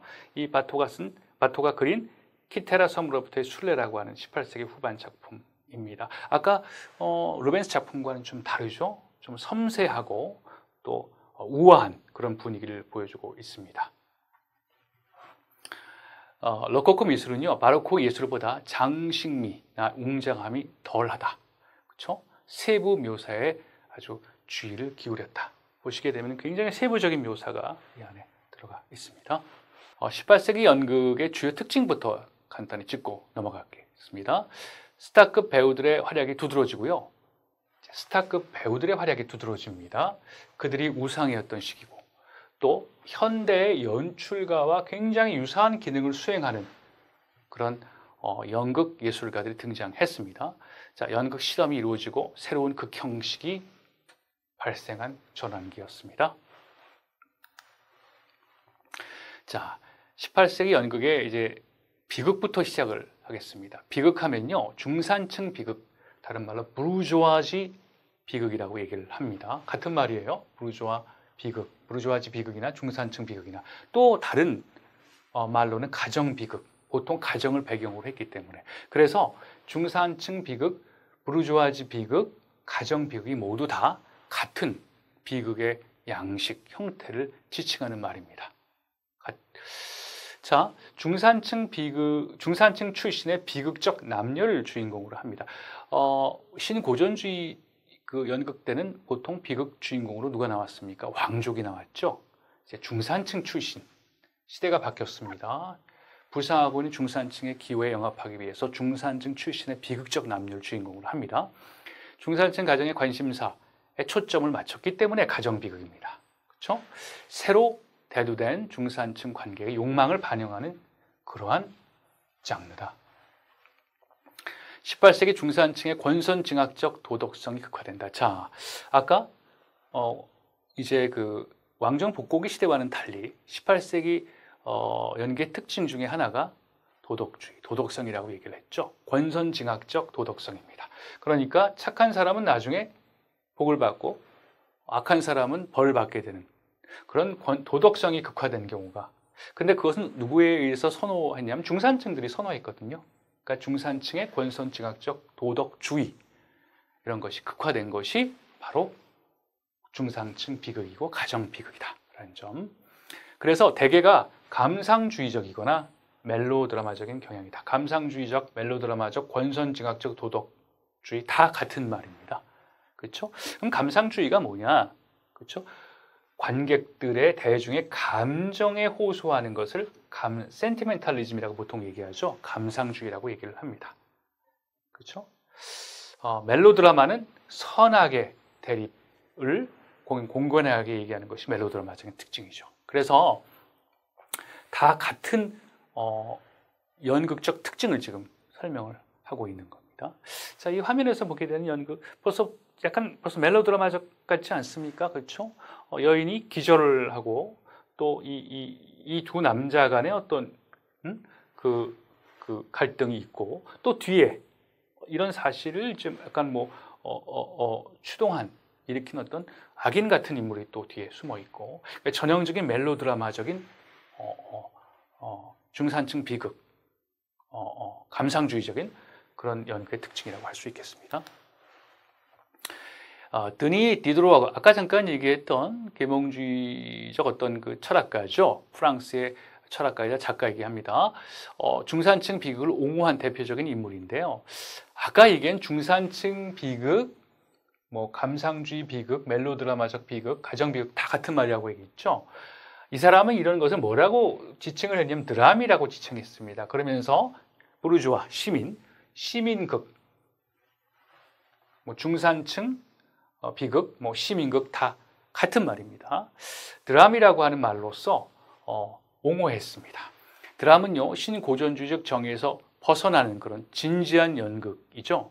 18세기 합리주의적 사고나 신흥 중산층의 요구, 이런 거 시대적 배경이 되는 겁니다. 요구에 부응함으로써 인위적이고 허구적으로 변해버린 고전 비극을 다시 새롭게 하려고 한 소박한 사실주의적 시도다. 사실극의 시도다. 그렇죠? 사실주의적인 어떤 시도가 벌어지고 있다. 무엇을 통해서? 시민극, 드람, 또 더 나아가서 아까 얘기한 것처럼 중산층 비극, 가정 비극 다 같은 말입니다. 디드로가 이런 식으로 확정적으로 언급을 했죠. 대표적인 시민극 중 하나인 고토드 레싱, 독일의 극작가입니다. 에밀리아 갈로티라고 하는 작품을 보여주는 현대적으로 각색한 그런.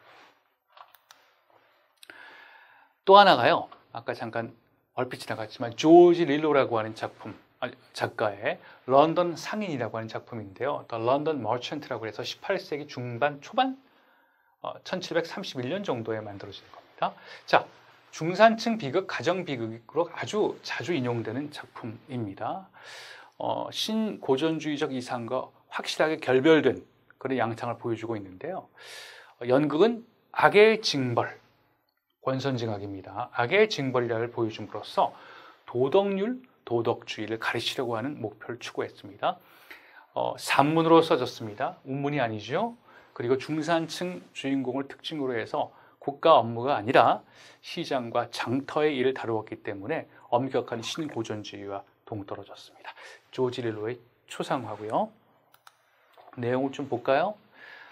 중산층 주인공인 견습 상인이 나이 많은 매춘부의 유혹에 넘어가서 길을 잃고 결국 벌을 받는다는 내용이죠.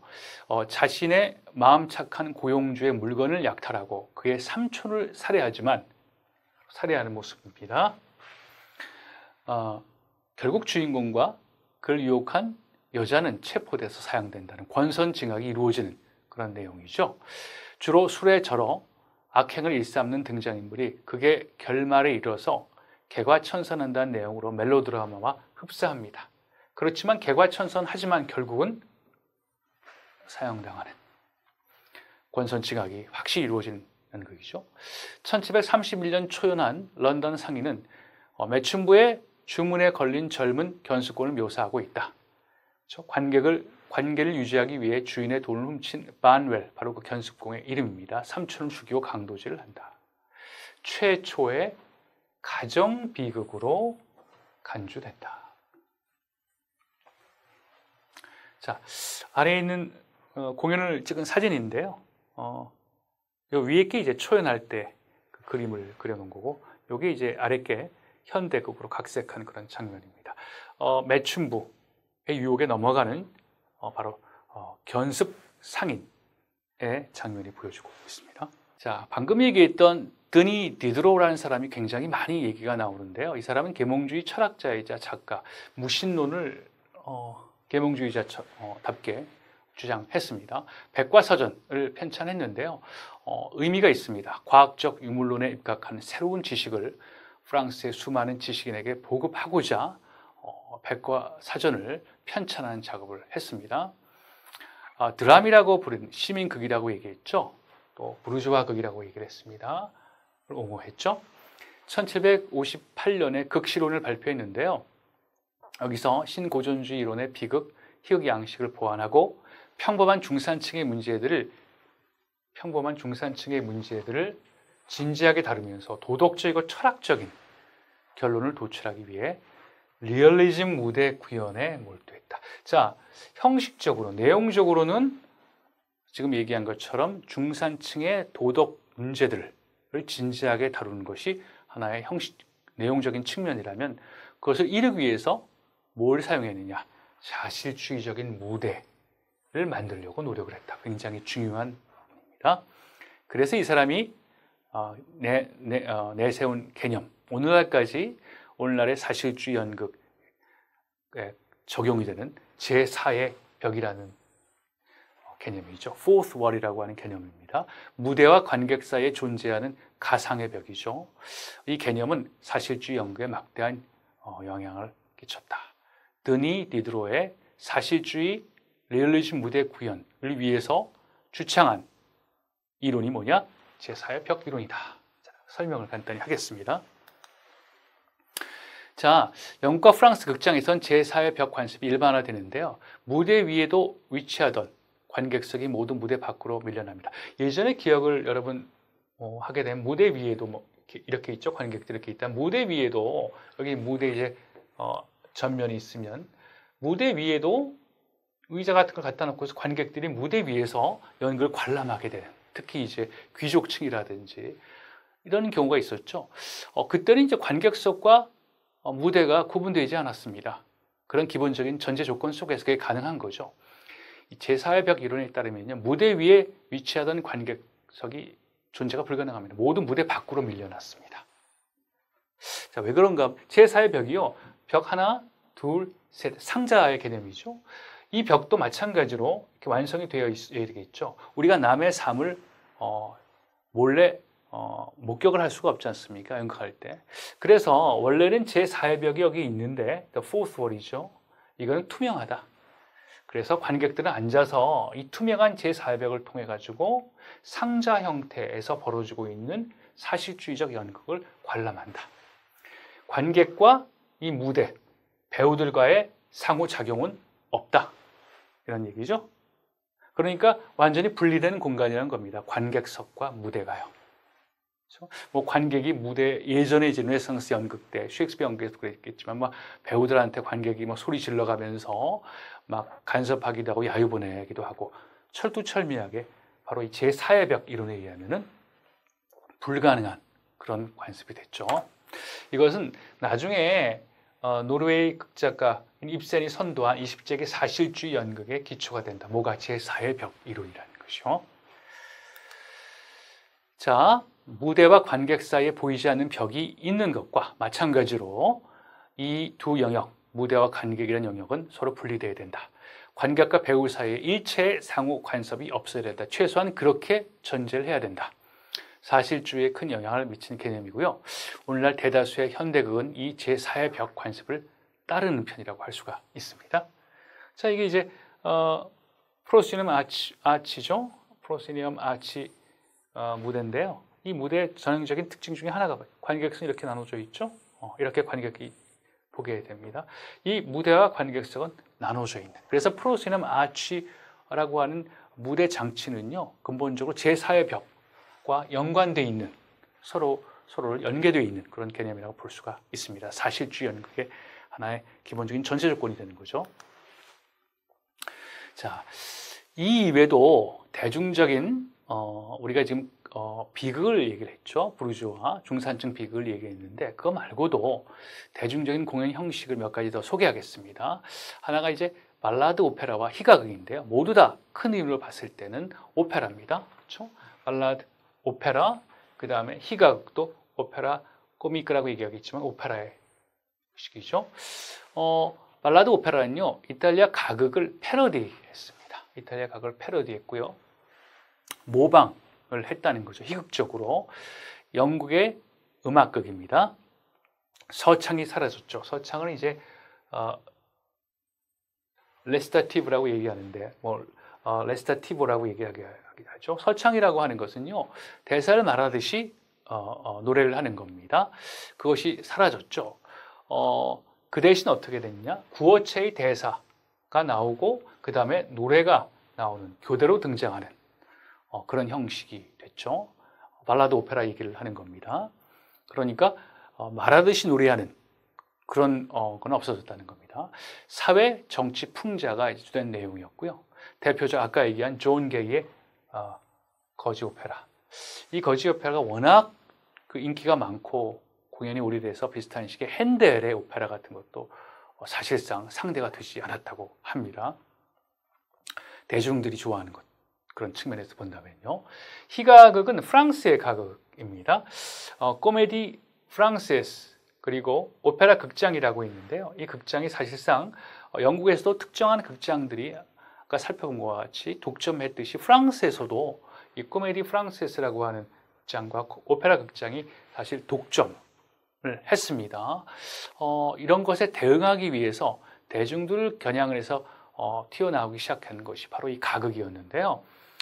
이 등장인물들은 코메디아 델라르테의 영향을 많이 받았다고 합니다. 아마 대강 보게 되면 비슷한 코메디아 델라르테 캐릭터를 보게 되는 유형적 인물들이 지금 보이고 있죠. 감상적인 어조였죠. 그렇죠? 센티멘탈리즘 영향을 받았습니다. 팬터마임 같은 걸 활용을 했습니다. 그렇죠? 그래서 사회 정치 풍자적인 요소. 그러니까 이 오페라이긴 했지만 이 두 프랑스에서 유명했던 희가극과 영국에서의 발라드 오페라도 모두 다 특징 내용적으로는 정치 풍자적인 그런 작품이었다. 대중들이 사랑하는 그런 공연 형식이었다. 라는 측면 기억해두기 바랍니다. 자, 이렇게 이제 18세기 중반 유럽의 관객들은 이미 신고전주의 연극의 엄격함의 실증을 내기 시작했습니다. 그리고 중산층이 점점 주요 관객이 되어감에 따라 중산층의 성격과 구성이 달라지게 되는 거죠. 관객의 성격과 구성이 달라지게 되는 거죠. 중산층으로 변하게 됩니다. 감상주의와 시각적 볼거리가 중요하게 여겨지게 됐습니다. 방금 얘기한 것처럼 오페라나 발레는 새로운 극 형식의 중요 표현 수단이 됐습니다. 알라딘과 요술 램프라고 하는 작품은요, 코벤트 가든 장의 팬터마임 형식으로 노래, 춤, 그리고 여러 장면에 등장하는 음악 반주를 특징으로 하는 그런 작품이었죠. 팬터마임은 스펙터클한 전환을 포함해서 다수의 장면들을 신속하게 움직이는 정교한 무대 기술에 의지했습니다. 그러니까 이런 거대한 관객을 위한 엔터테인먼트가 대중적 오락극이 가능했던 이유가 바로 이런 무대 기술이 정교해지고 발전했다는 것. 그렇죠? 이 알라딘과 요술 램프의 무대를 그린 그림인데요. 벌써 얼마나 규모가 큽니까? 이런 것들도 다 겉으로 보기에는 원근법이 이루어져 있고 이 안으로 뭐 걸어 들어갈 수 있을 정도로 실감나게 보이지만 사실상 원근법 장치라든지 무대 방치에 의해 가지고 여러 가지 평판들이 움직여가면서 만들어 놓은 과학의 하나의 결실이라고 볼 수가 있겠죠. 자, 이제는 지금까지 이제 비극 그리고 일반 대중적 오페라 형식 같은 것을 우리가 살펴봤는데요. 18세기 연극의 또 가장 중요한 특징 중에 하나가 이제 희극으로 가서 감상 희극입니다. 쉐르 희극이라고도 얘기를 합니다. 프랑스의 경우에는 이제 쉐르 희극이라는 말을 쓰는데요. 근본적으로 같은 말입니다. 감상 희극은요, 대중 공연의 형태입니다. 왕정복고 희극과 유사한 형태죠. 그래서 이 감상 희극은 우리가 1660년 이후부터 1700년까지 영국 왕정복고기에 유명했던 풍습기극 Comedies of Manners와 Manners네요. S가 빠졌네요. Comedies of Manners에서 진화가 됐습니다. 유사성이 많다는 거죠. 권선징악의 강조, 사회 관습과 규범을 풍자하고 왕정복고 희극에서 나오는 유형 인물들이 대거 등장하는 이런 유사성이 갖고 있었습니다. 자, 이게 리처드 스틸이라고 하는 영국 작가인데요. 의식적인 연인들이라고 하는 Conscious Lovers라고 하는 작품, 대표적인 감상 희극 작품이라고 볼 수가 있습니다. 프랑스에서는요, 이게 쉐르 희극이라고 하는 게 유명했는데 어떻게 보면 영국의 감상 희극과 굉장히 유사했습니다. 뭐 번역을 하면 tearful comedy죠. tearful이라고 하는 감상적인 눈물을 흘리는 그런 코미디라는 뜻이죠. 관객들의 감상적인 눈물을 유발했고요. 달콤하면서도 도가 지나치는 감정을 묘사하는 것이 특징으로 극중 도덕적 인물은 심각한 불행의 위협에 처하지만 결국 이후에 오랫동안 행복한 삶을 영위하게 되는 권선징악적인 결말, 도적주의적인 결말이 이제 프랑스 쉐르 희극의 특징입니다. 그것은 이제 감상 희극의 특징이기도 했고요. 풍습 희극과 조금 차이가 있으면 풍습 희극은 그런 도덕주의, 엄격한 도덕주의라든지 이거와는 상관이 없었다고 얘기를 하죠. 그러니까 풍습 희극에 비해서 감상 희극은 훨씬 더 그렇죠. 감상주의적이고 멜로드라마적이고 엄격한 권선징악에 의한 도덕주의, 도덕성의 강조다 이렇게 볼 수가 있습니다. 유명한 극작가로서는 리처드 브랜슬린 셰리든이 있는데요. 감상희극으로 명성이 높은 작가였습니다. 극장 운영자이기도 했고 정치인이기도 했습니다. 문학성에는 벌레스크 형태, 벌레스크는 기존의 장르, 기존의 문학 작품, 유명한 문학 작품들을 풍자하고 패러디하고 희화하는 그런 장르입니다. 그런 종류의 희곡을 집필했습니다. 비평가가 바로 그런 작품 중에 하나였고요. 아까 얘기한 발라드 오페라라든지 뭐 두엔나라고 하는 무려 75회, 그 당시는 대단한 장기 공연이었거든요. 그래서 기록했습니다. 데이빗 게릭의 권유로 나중에 나오는 연출자 역할도 했던 그런 연극인인데요. 나중에 설명할 기회에 본격적으로 언급할 예정입니다. 데이빗 게릭의 권유로 드루어리 극장의 경영주로 참여했습니다. 자, 대표적인 작품이 스캔들 학교죠. 추문 학교라고도 얘기를 하는데요. School for a Scandal이라고 하는 작품은 왕정복고기 이후에 가장 훌륭한 희극으로 인정을 받습니다. 감상 희극이죠. 스캔들 학교의 공연 장면들입니다. 1780년 의회 의원에 선출되고 또 최고의 웅변가로도 활약을 했습니다. 스캔들 학교 줄거리 잠깐 볼까요? 두 형제가 등장하는데 형인 조셉 서피스는 교활한 위선자이고 동생인 찰스 서피스는 마음씨는 좋지만 낭비벽이 심한 인물이다.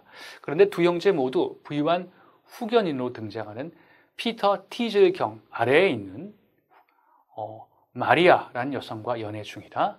형제가 한 연인과 연애 중이라는 뜻이죠.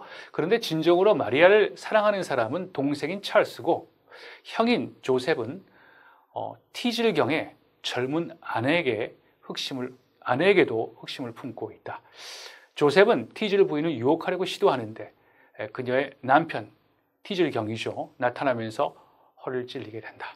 티즐 부인은 병풍 뒤에 몸을 숨긴 채 자기 남편 티즐 경이 자신을 얼마나 사랑하는지를 깨닫게 되고 자신과 찰스와의 관계를 의심하고 있다는 자기 남편이 그렇게 얘기하는 것을 엿듣는다.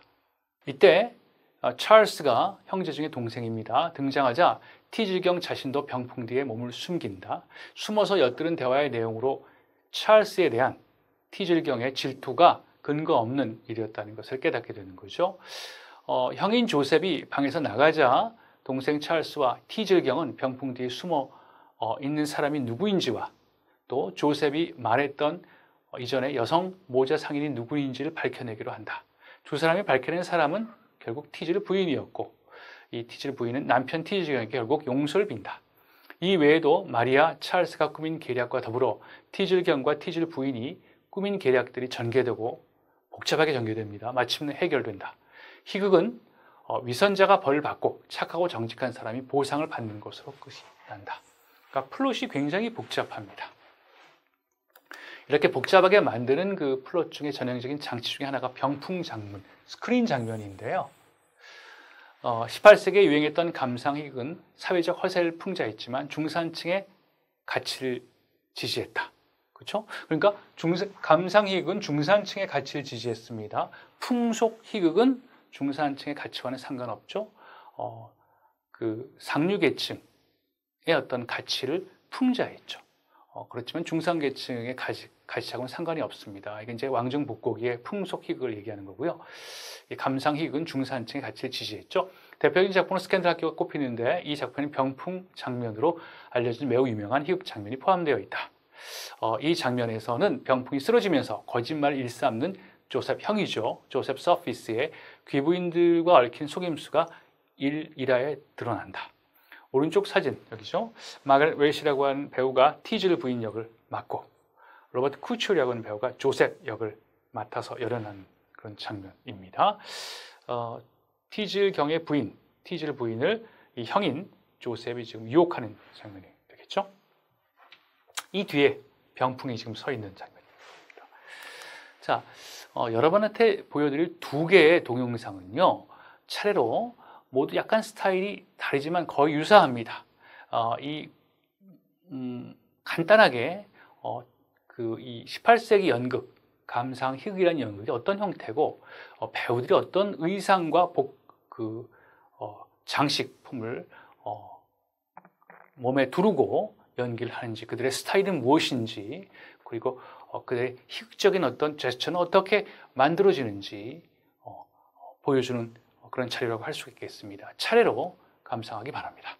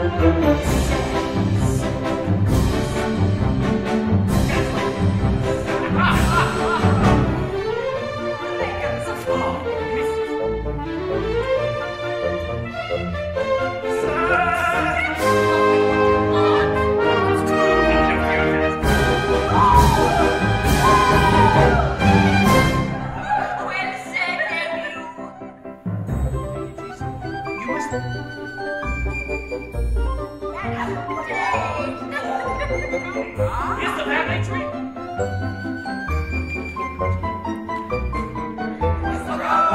Yes, right. Face it. You must study philosophy.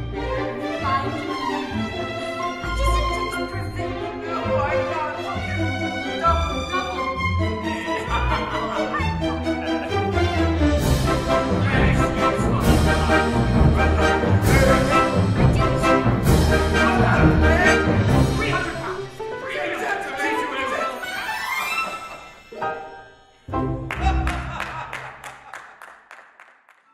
자, 18세기 연극이 이제 조금씩 변모를 하기 시작을 합니다. 이 18세기 감상 희극이라고 하는 것도요, 변모를 하게 되는데 몇 작가들이 바로 이런 변화를 시도하게 됩니다. 감상 희극의 변형을 시도하게 되는데 그 중에 하나가 올리버 골드스미스라는 작가인데요. 이런 그 감상 희극을 조금씩 변형시키는 작업으로 굉장히 유명했습니다. 대표적으로 호인, Good Natured Man, 선량한 사람 이렇게 번역도 되고, 지는 것이 이기는 것이다. She stoops to conquer. 그렇죠? 굴복하는 것처럼 보이지만 실제로 상대방을 정복하기 위한 그런 말이죠. 제목이. 이런 두 편의 희극을 남겼습니다. 연기에 관한 에세이를 써서 이 감상 희극을 공격했습니다. 그러면서 이제 희극은 감상 희극, 도덕주의가 만연되는 감상 희극보다 근본적으로 웃음을, 관객들의 폭소를 자아낼 수 있는 희극의 본질적인 측면으로 나가야 된다. 희극을 쓰면서 도덕주의 그리고 권선징악 이런 것은 필요가 없다. 오히려 희극을 감상하는데 방해가 되고 희극의 본질적인 정신을 위배한다. 이렇게 강조를 했습니다. 그래서 자기의 연극을 폭소 희극이라고 설명했습니다. Laughing comedy죠. 이 폭소 희극은요, 이 감상 희극과 이 올리버 골드스미스의 말에 의하면 반대되는 거죠. 그렇죠? 그래서 이 폭소 희극을 통해서 관객들이 자기의 변덕스러움과 부조리성을 스스로 비웃게 만드는 이런 폭소 희극이 자기가 추구하는 거고, 감상 희극으로 변질된 희극의 정신을 복구시키는 것이다 라고 주장을 한 사람이 바로 이 골드스미스입니다. 그래서 골드스미스의 희극 같은 것은요, 도덕적인 교훈이라든지 이런 것과 상관이 없는, 폭소로 시작해서 폭소로 끝나는 그런 연극이 많습니다. 골드스미스의 호인의 한 장면을 그린 사파죠. 감상성의 변모라는 측면에서 골드스미스. 또 하나가요, 이제 코메디아 델라르테라고 하는 여전히 이제 그 영향을 주는 이탈리아의 희극이죠. 대중적 즉흥극인데요. 이것도 18세기에 들어서 이탈리아에서 보통 이제 주로 벌어졌던 상황인데요. 이탈리아의 이 두 극작가가 하나가 이제 칼로 골도니라고 하는 작가, 또 하나는 카를로, 이름은 같네요, 고치라고 하는 사람이 논쟁을 벌였습니다. 코메디아 델라르테를 어떤 방식으로 변형시켜서 연극을 만들어야 되느냐. 그것이 이제 18세기에 이탈리아를 중심으로 해서 벌어졌던 논쟁인데요. 18세기의 연극을 조금 변형시킨다는 의미에서 굉장히 중요한 논쟁거리였습니다. 칼로 골도니, 이 사람이 쓴 그런 그 사람 있죠? 이 사람이 이제 골도니가 쓴 연극의 한 측면을 보여주고 있는데요. 이 사람은 연극이 환상 속에서 탈피해서 사실적으로 그려져야 된다. 그래서 가면을 쓴다든지 즉흥극적인 요소 같은 걸 다 억제해야 된다라고 주장했습니다. 그렇죠? 그래서 코메디아 델라르테의 그런 요소를 좀 억제해야 된다라고 주장을 했죠. 베니스의 쌍둥이, 주막집의 안주인, 바로 이 주막집의 안주인 연극인데요. 칼로 골도니가 이제 이 주막집의 안주인이라는 작품 속에서 사실주의적인 측면을 강조한 거죠. 반면에 칼로 고치라고 하는 사람들은 사실주의는 세속적인 거고 진부한 거다. 우리의 연극을 보는 이유는 연극이 몽환주의적인 것을 사람들에게 보여주기 때문에 그런 거다. 그래서 Theater of the Fabulous, 몽환극처럼 연극은 즐겨져야 된다. 이렇게 주장을 했습니다. 스태그 왕이라든지 녹조라는 작품을 썼죠. 그래서 이 두 사람 간의 논쟁이 또 18세기의 주요한 어떤 쟁점이 됐습니다. 자, 이제 연기자들 좀 빠르게 보고 넘어가도록 하겠습니다. 연기자들에 대한 사실상 정보는요, 실제로 그 연기자들이 연기하는 모습을 보여주면서 소개해야 되는데 그런 자료가 아쉽게도 없습니다. 제가 갖고 있지 않다는 게 아니라 남아있는 게 없다는 거죠. 당연하겠죠? 그렇죠? 그 당시에 그것을 녹화할 수 있는 그런 자료가 시설도 당연히 없었으니까. 자, 18세기 연극계 연기자 중에서 유럽 전역에 걸쳐서 성공한 남녀 연기자들이 열성적으로 제자를 양성하기 시작했습니다. 이제 제자를 연기자들이 양성하는 그런 시스템이 이제 설립되어 있다는 게 굉장히 중요한 측면이죠. 그리고 배우들은 자기의 사회적 지위를 높이기 위한 노력을 했습니다. 일반적으로 연기 양식은 과장된 건 낭독식 대사 전 웅변수를 강조하는 것이 일반적인 경우였죠. 한 3명 정도가 있는데요. 여성 배우, 순간적인 영감을 보여주는 배우가 있었죠. 디모닐이라고 하는 열정적인 역할을 담당했던 그런 사람입니다. 그리고 클레롱이라고 하는 배우죠. 근면한 준비, 뛰어난 기교를 보여준 그런 배우. 연설조가 덜한 자연스러운 대사법을 적용한 그런 배우였습니다. 그리고 이제 이 배우의 인기가 얼마나 대단했느냐 하는 걸 보여주는 건데요. 캐롤리나라고 하는 독일의 배우는요, 상당히 인기가 대단해서 기념 우표에 들어갈 정도로 그 당시 배우의 인기와 위상을 보여주는 한 측면이라고 볼 수 있겠습니다. 게릭이 나왔죠? 아까 잠깐 설명을 뒤에서 하겠다고 얘기한 그 배우 연기자인데요. 리차드 3세를 연기한 데이빗 게릭의 모습을 지금 화면에서 보게 됩니다. 18세기 영국 최고의 배우입니다. 자연스러운 연기, 아까 이제 굉장히 양식적이고 그런 연기, 웅변조 연기가 일반적인 규범이었다고 얘기를 하고 있는데 이 사람은 자연적인 연기로 유명했습니다. 동시대 웅변조 대사 및 의도적인 몸짓 등의 전형적인 연기와 비교됩니다. 세심한 준비와 연구에 근거한 등장 및의 개성적인 성격을 파악해야 하는 것을 강조했고요. 역사적 고증이 필요하다. 그래서 적절한 의상을 입는 것이 필요하다라고 주장했습니다.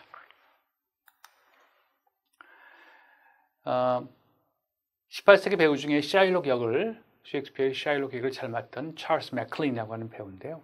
샤일록을 유태인 역할을 맡았죠. 고리대공업자라 해가지고 굉장히 부정적인 의미로 그려져 있는 샤일록을 혁신적으로 인정 많은 비극적 인물로 재해석했습니다. 희극 분야의 최고의 배우였죠. 이 샤일록을 혁신적으로 재해석할 때 그걸 위해서 영국에 거주하는 유대인들의 습성을 관찰했다고 합니다. 탁월한 관찰력과 탁월한 모방 능력이 기초한 자연스러운 연기로 명성을 얻었습니다.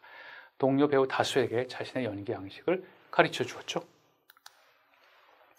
캠블 가문입니다. 이 가문은요, 이 가문의 여러 사람들이 연극계의 특출한 업적을 사실 만들어냈기 때문에 가문으로 지금 소개를 하고 있습니다. 존 필립 캠블이라고 하는 사람, 그리고 그 사람의 누나죠, 2살 연배죠, 사라 시든스라고 하는 사람은 19세기 전반 영국 연극계를 지배할 정도까지 됐습니다. 고전적인 연기 스타일, 이 사람은 고전적인 클래시컬 연기 스타일로 유명했죠. 무대에서 위풍당당했던 캠블은 존 필립 캠블은 자의식이 강하고 과도하게 지적으로 보이기도 했지만 통찰력 있는 인물 분석과 절제는 동시대 표준이 되었습니다. 사라 시든스의 초상화입니다. 이 시든스는요, 가장 위대한 비극의 여주인공으로 군림을 했습니다. 막내도 유명했는데요. 찰스 캠블은 귀공자 역을 잘 맡아서 소화를 했죠. 로미오, 햄릿 같은 역을 맡았습니다. 셰익스피어 전문 배우로 활동했고요. 형의 뒤를 이어서 코벤트 가든 극장의 경영주로 봉직했습니다. 또 캠블의 장녀 프란시스 앤은 또 애칭이 팬인데요. 셰익스피어 작품에 등장하는 여주인 역에서 활약을 했습니다. 그러니까 대단한 가문이라고 할 수가 있겠죠. 자, 18세기 연극의 특징 중에 하나가 순회 공연입니다. 도시 인구가 폭발, 도시가 발달하면서 이 순회, 투어링이라고 얘기하는데 순회 공연이 활발히 진행이 되었습니다. 2-3개 이상의 극단이 연합을 해서 만들어서 것을 연합단체인 콤비네이션 단체라고 하는데 이것이 이제 순회 공연에 나서게 됩니다. 영국 배우 최초로 미국 순회 공연에 나선 사람이 이제 조지 프레드릭 쿠크라고 하는 사람입니다. 자, 오른쪽에 있는 이 그림, 리처드 3세로 보난 쿠크의 모습입니다. 미국까지 이제 순회 공연을 나서게 되는 거죠. 연출가가 출연했습니다. 18세기 연극이 일궈낸 가장 중요한 발전은 무대 제작 실무자들. 그렇죠? 무대 제작한 실무자, 그 중에서도 연출가죠. 데이빗 게릭, 아까 연기자로 소개를 했는데요. 이 사람은 배우, 그리고 극단자이기도 했지만 공연의 전 과정을 감독했다는 측면에서 현대적인 의미의 연출자의 시초라고 볼 수가 있습니다. 그렇죠? 여러 가지 일을 했죠. 드로리 레인 극장 경영에 적극적인 역할을 했고, 연기 단체를 조직을 했고, 시각적인 요소들에 굉장히 관심이 많았습니다. 그리고 역사적 정황성을 재현하기 위해서 노력을 했고요. 거기에 맞는 의상의 구비를 실험했습니다. 사실주의 연기 이론에 관심이 있었습니다. 그렇죠? 데이빗 게릭의 초상화. 그렇죠? 자, 연출가는 게릭 말고요. 독일에서는 요한 볼프강 폰 괴테라고 하는 사람. 이제 굉장히 이름이 친숙해 있는 그런 사람인데요. 이 괴테는요, 극을 쓰기도 했죠. 운문 극을 쓰기도, 시극을 쓰기도 했습니다. 그런데 영국 철학자이기도 했고요. 당연히 비평가, 극작가, 영국 연출자이기도 했습니다. 영국의 게릭이 이룬 업적에 필적할 만한 많은 연극에 있어서 주요 개혁을 담당했는데요. 그 중에 하나가 슈트름 운트 드랑이라고 하는 하나의 예술 운동입니다. 이 운동에 관심이 있었습니다. 조금 이따 설명할 예정입니다. 자신의 무대 구상과 프리드리히 실러의 희곡을 결합시켜서 바이마르 극장을 설립했습니다.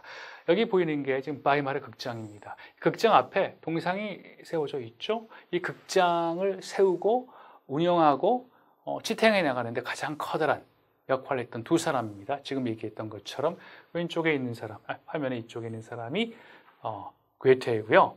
저게 이제 실러입니다. 실러의 희곡을 연출 많이 했습니다. 바이마르 극장에서요. 자, 장편 극시 파우스트를 이제 써서 절정이 이루었고요. 철저한 리허설 시행으로 배우들의 조화로운 앙상블 연기, 그렇죠? 한 개인이 툭 튀어나오는 연기가 아니라 배우들이 서로의 역할에 충실하면서 하나의 조직으로서 최대 효과를 얻어내는 앙상블 연기를 강조했습니다. 그러기 위해서는 리허설을 철저하게 시행을 했겠죠. 세심한 주의를 기울인 무대 디자인, 역사적 고증을 거친 의상, 그리고 관람객을 위한 관람 규칙까지 마련했습니다. 자, 여기까지 잠깐 조금만 정리하고 넘어갈까요? 18세기는 연극적 실험의 시대였습니다. 아까 얘기한 것처럼 발라드, 오페라, 희가극이라고 하는 새로운 대중적 장르가 나왔고요. 중산층 비극이죠. 그리고 감상, 희극 등 새로운 형식의 연극이 발전됐습니다. 신고전주의에서 점차 탈피하기 시작했고, 그 전초전으로서 스트름 운트 드랑 예술 운동이 시작이 됐습니다. 괴테가 이제 실러와 함께 그 선도적인 역할을 했죠. 조금 이따가 살펴볼 예정입니다. 연기 기술성 및 전문성을 진지하게 다루려 하는 시도와 연기 학교 설립을 위한 움직임이 있었습니다. 일부 배우들은요, 연기자의 사회적 지위 향상을 위해 노력했고요. 연출가와 유사한 형태의 무대 제작 실무자들이 등장했던 시기이기도 합니다. 이 점은 머릿속에 꼭 기억하기 바랍니다. 자, 스트름 운트 드랑은요, 스트름 운트 드랑이죠. 정확히 해석을 하면 질풍과 노도입니다. 질풍과 노도의 운동. 독일어로 이걸 또 폭풍과 충동 이렇게 번역하는 사람도 있습니다. 이 단어에서 얘기하는 것처럼 의미가 자연과 감정, 인간이 갖고 있는 감정을 높이 평가하는 그런 의미가 들어가 있죠. 18세기 후반, 정확히 얘기하면 1765년부터 1785년까지 한 20년 남짓 이런 그 질풍과 노도 시기의 극작가들은요, 신고전주의 극적 규칙들을 거부하기 시작합니다. 이것이 이제 이 질풍과 노도 운동, 문화 운동의 전형적인 특징이 되는 겁니다. 19세기의 본격적으로 도래하는 낭만주의, 로맨티시즘의 선두 역할을 하게 되는 것이다. 그렇죠? 그래서 이 감상희극 18세기의 주요한 하나의 그 극적 장르였죠. 부르주아적 비극 모두 다 도덕주의를 원칙으로 하고 있죠. 그렇죠? 그리고 이 도덕주의의 기반으로 중산층 관객이라고 얘기를 했습니다. 여기에 의문을 제기하기 시작하는 것이 바로 이 스트룸 운트 드랑, 질풍과 노도 운동이었다는 거죠. 자, 셰익스피어의 극작수를 극찬했습니다. 셰익스피어와 엘리자베스 대 때 존경은 바로 스트룸 운트 드랑 문예 운동에서 절정에 이르렀다. 그래서 셰익스피어를 계승해서 셰익스피어와 르네상스 시대 때 전형적인 특징 중 하나가 뭡니까? 신고전주의적 연극적 규범에서 벗어났다는 그런 특징이었죠. 그래서 그것을 셰익스피어 극작수로 극찬하게 하는 하나의 원인이 됐습니다. 사파식 구조, 에피소딕 스트럭처죠. 장르를 막 비극과 희극 같은 걸 섞는 것, 그리고 폭력 장면을 무대 위에서 고스란히 재현하는 것, 영어로 이제 pathos on stage라고 얘기를 하기도 합니다. 이것을 셰익스피어가 이렇게 했고 이것을 극찬했다는 것이 바로 이제 질풍과 노도 문예 운동의 특징이었습니다. 대표작으로 괴테의 벨리 힝겐의 괴치라고 하는 작품과 실러의 군도, 로버스라고 얘기하고 있죠. 이게 섬을 얘기하는 것이 아니라요. 로버스. 이제 뭐 도적대, 군도, 도적대, 물이라는 뜻이죠. 이런 것들을 썼습니다. 이제 군도, 1782년에 군도의 한 장면을 이제 사파식으로 그려놓은 겁니다. 군도는요, 그 말에서 얘기하듯이 그 당시 귀족이라든지 압제자에 들고 저항해서 나타난 그런 도적죄의 어떤 그 운명 같은 것을 쓴 그런 작품입니다. 자, 18세기 후반의 연극 제작 이제는 마무리로 조금씩 들어가는데요. 18세기 프랑스, 영국, 독일 정부가 연극 제작에 제재를 가했던 시기였다. 자, 18세기 하면 제재를 연극적 규제가 심했던 시대였습니다. 각국 극장들은 정부의 규제를 뛰어넘기 위해 이 반대적인 측면에서 이제 뛰어넘기 위해서 여러 가지 방안을 모색하기 시작한 시기이기도 했다. 영국의 경우에는요, 엘리자베스 1세 때 연극에 대한 아까 얘기한 향연 주사라는 말을 했었죠. 정부의 개입이 시작됐습니다. 그리고 나중에 이제 아시겠지만은 찰스 2세 왕정 복고가 되고 난 다음에 찰스 2세 때는 이제 특권을 발행을 또 하게 시작을 했죠. 이렇게 함으로써 특정한 극장과 극단에 그 특권을 베풀기 시작을 했습니다. 거기에 대해서 문제가 발생하기 시작했죠. 그래서 면허법이라고 하는 의회가 주축이 돼가지고 면허법이라는 것을 제정을 했습니다. 이렇게 특허권, 특허 혹은 특권을 주는 것을 방지하기 위한 그런 것이었죠. 그럼에도 불구하고 이 역할을 맡은 로드 오브 체인벌린, 뭐 아까 얘기한 것처럼 사람 이름이 아니라 직책 이름입니다. 뭐 굳이 얘기하면 문화국장 이런 것이겠죠. 이 사람에게 연극에 대한 검열을 일임했다. 여전히 검열은 실시가 되었다는 거죠. 19세기까지 드로르인 코벤트 가든 극장 이런 것이 연극 전반에 독점권을 행사했다. 그렇죠? 1843년 19세기입니다. 이제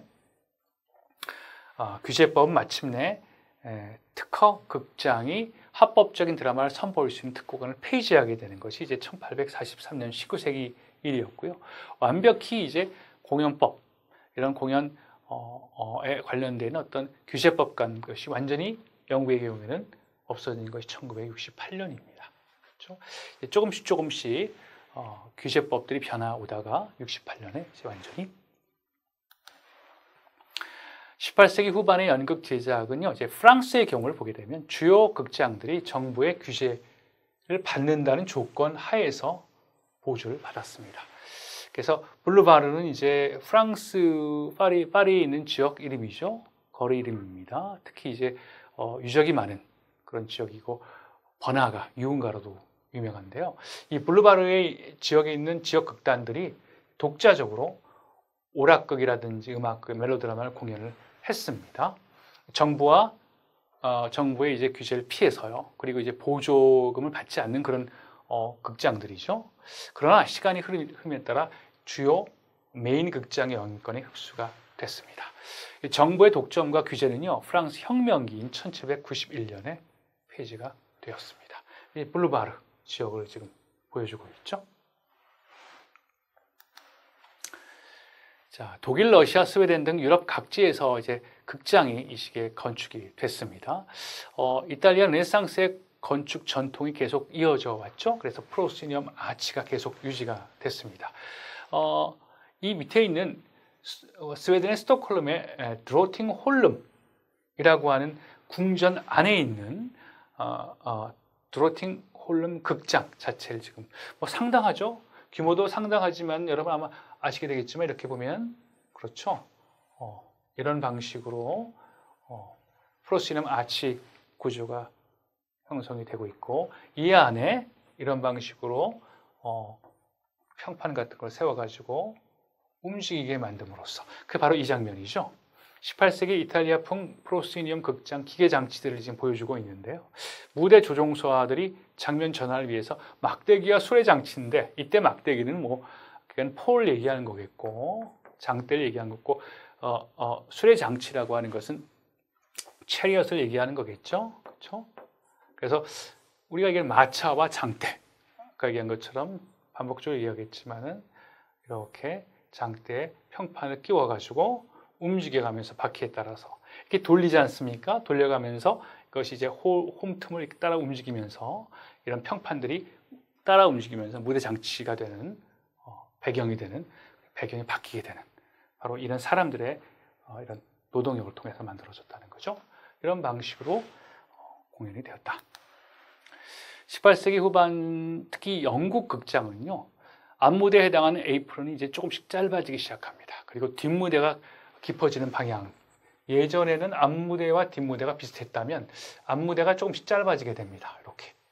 그렇죠? 앞무대가 되고 뒷무대가 점점 좀 깊어지는 그런 양상으로 변했다.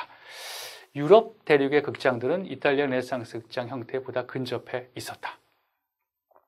화려한 극장 들이 이제 건물들이 영국의 경우에는 디자인되고 신축되는 경우, 영국 극장의 이제 화려한 내부 모습을 보여주고 있죠. 18세기 후반의 무대 디자인 잠깐 짚고 넘어가면요, 지암 피라네시라고 하는 사람이 있습니다. 이탈리아 출신의 이제 건축 그리고 이제 이런 그 디자인을 담당하는 그런 사람인데요. 이 사람이 만들었던 어떤 무대 디자인 스케치를 보게 되면 이것이 실질적으로 이제 무대 디자인에 영향을 줬다고 합니다. 특징이 뭐냐면 음영 대비를 통해서 깊이가 있고 분위기가 있는 특색이 있는 그런 디자인을 했다고 합니다. 이 사람은 이제 판화가이기도 했는데요. 이 판화 작품, 판화를 통해서 원래 이제 음영 대비를 해서 찍어내는 것이 이제 판화지 않습니까? 그런 것을 이제 무대 배경, 이제 18세기 무대 배경 담당하는 사람들이 이용하기 시작한 거죠. 후대 많은 건축학적 작품들의 영감을 미쳤다. 이게 이제 무대 건물 쪽에 이제 해당되는, 무대 배경 쪽에 해당되는 그런 방식으로 이용할 수 있는 그런 디자인 스케치입니다. 음영이 굉장히 명확히 지금 구분되어 있죠. 밝은 면과 어두운 면이 지금 이 안에 명확히 표시가 되어 있습니다. 자, 마지막 장면인데요. 이 18세기 연극은 이제 사실주의적 무대 디자인으로 19세기 때 이제 사실상 우리가 그 특징으로 살펴볼 수 있는 사실주의적인 측면으로 가기 위한 하나의 전조적인 역할을 했다라고 볼 수가 있습니다. 고대 역사에 대한 관심 그리고 흥미가 급증했다는 것, 그러니까 고증을 통했다는 것은 역사적 고증을 통했다는 건 무대 디자인에게 사실적으로 역사적으로 정확한 그런 것을 구현하려고 하는 시도와 연관이 있죠. 뒷벽 등의 채색화를 그려 배경을 처리하는 방식이 줄어들고 실제 요소의 사용이 증가됐다. 이게 무슨 말이냐면요. 지금까지 계속 그렇죠, 평판에다가 그렇죠, 이렇게 평판에다가 그림을 그렸죠.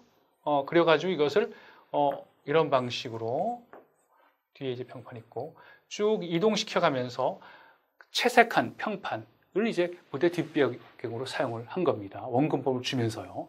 그런데 실제 요소가 사용이 됐다는 건 이제 이런 평판 말고요. 이런처럼 그림에서 보는 것처럼 실제 건물을 갖다 놓은 겁니다. 이게 그림이 아니거든요. 그렇죠? 실제 도구들, 실제 문 같은 것도 문짝 같은 건 최소한 실제로 만들어가지고 이렇게 가구들 같은 걸 만들어 놨죠. 이게 상자형입니다. 그래서 윙 앤 셔터 대신에 그렇죠? 박스 무대, 이걸 이제 상자 무대라고 얘기하는 겁니다. 굉장히 중요합니다. 상자 무대 혹은 박스 무대라고 해서 실제 소품들이라든지 장치 같은 것을 무대 뒤에 갖다 놨습니다. 실제 요소를 사용하기 시작하는 거죠. 채색된 배경이 아니라요. 그래서 이런 박스 무대, 상자 무대 형태가 일반화됐다. 그래서 보통 이 시기의 연극은 프로시니엄 아치 무대와, 이게 오타죠. 개가 아니라 무대입니다. 무대와 세 개의 벽으로 구성되어 있다. 벽, 문, 벽감은 이제 이 안에 들어가고 움푹 들어가고 나왔다는 그 부분이 되겠죠. 그리고 천장의 완벽한 배치는 상자형 무대를 정의한다. 가구와 소품은 실질적으로 입체적인 사물을 사용했다. 이것들을 얘기하는 겁니다. 그래서 19세기 오른쪽 박스 무대의 형태는요, 19세기 무대 디자인의 혁명으로 연결되기 시작한다. 그래서 사실주의적인 무대 디자인으로 가는 그 전초 역할을 했다는 겁니다. 자, 여러분 오늘은 왕정복곡이 나머지 2부와 18세기 연극을 공부했습니다. 오늘 수업은 여기서 마치도록 하겠습니다. 수고하셨습니다.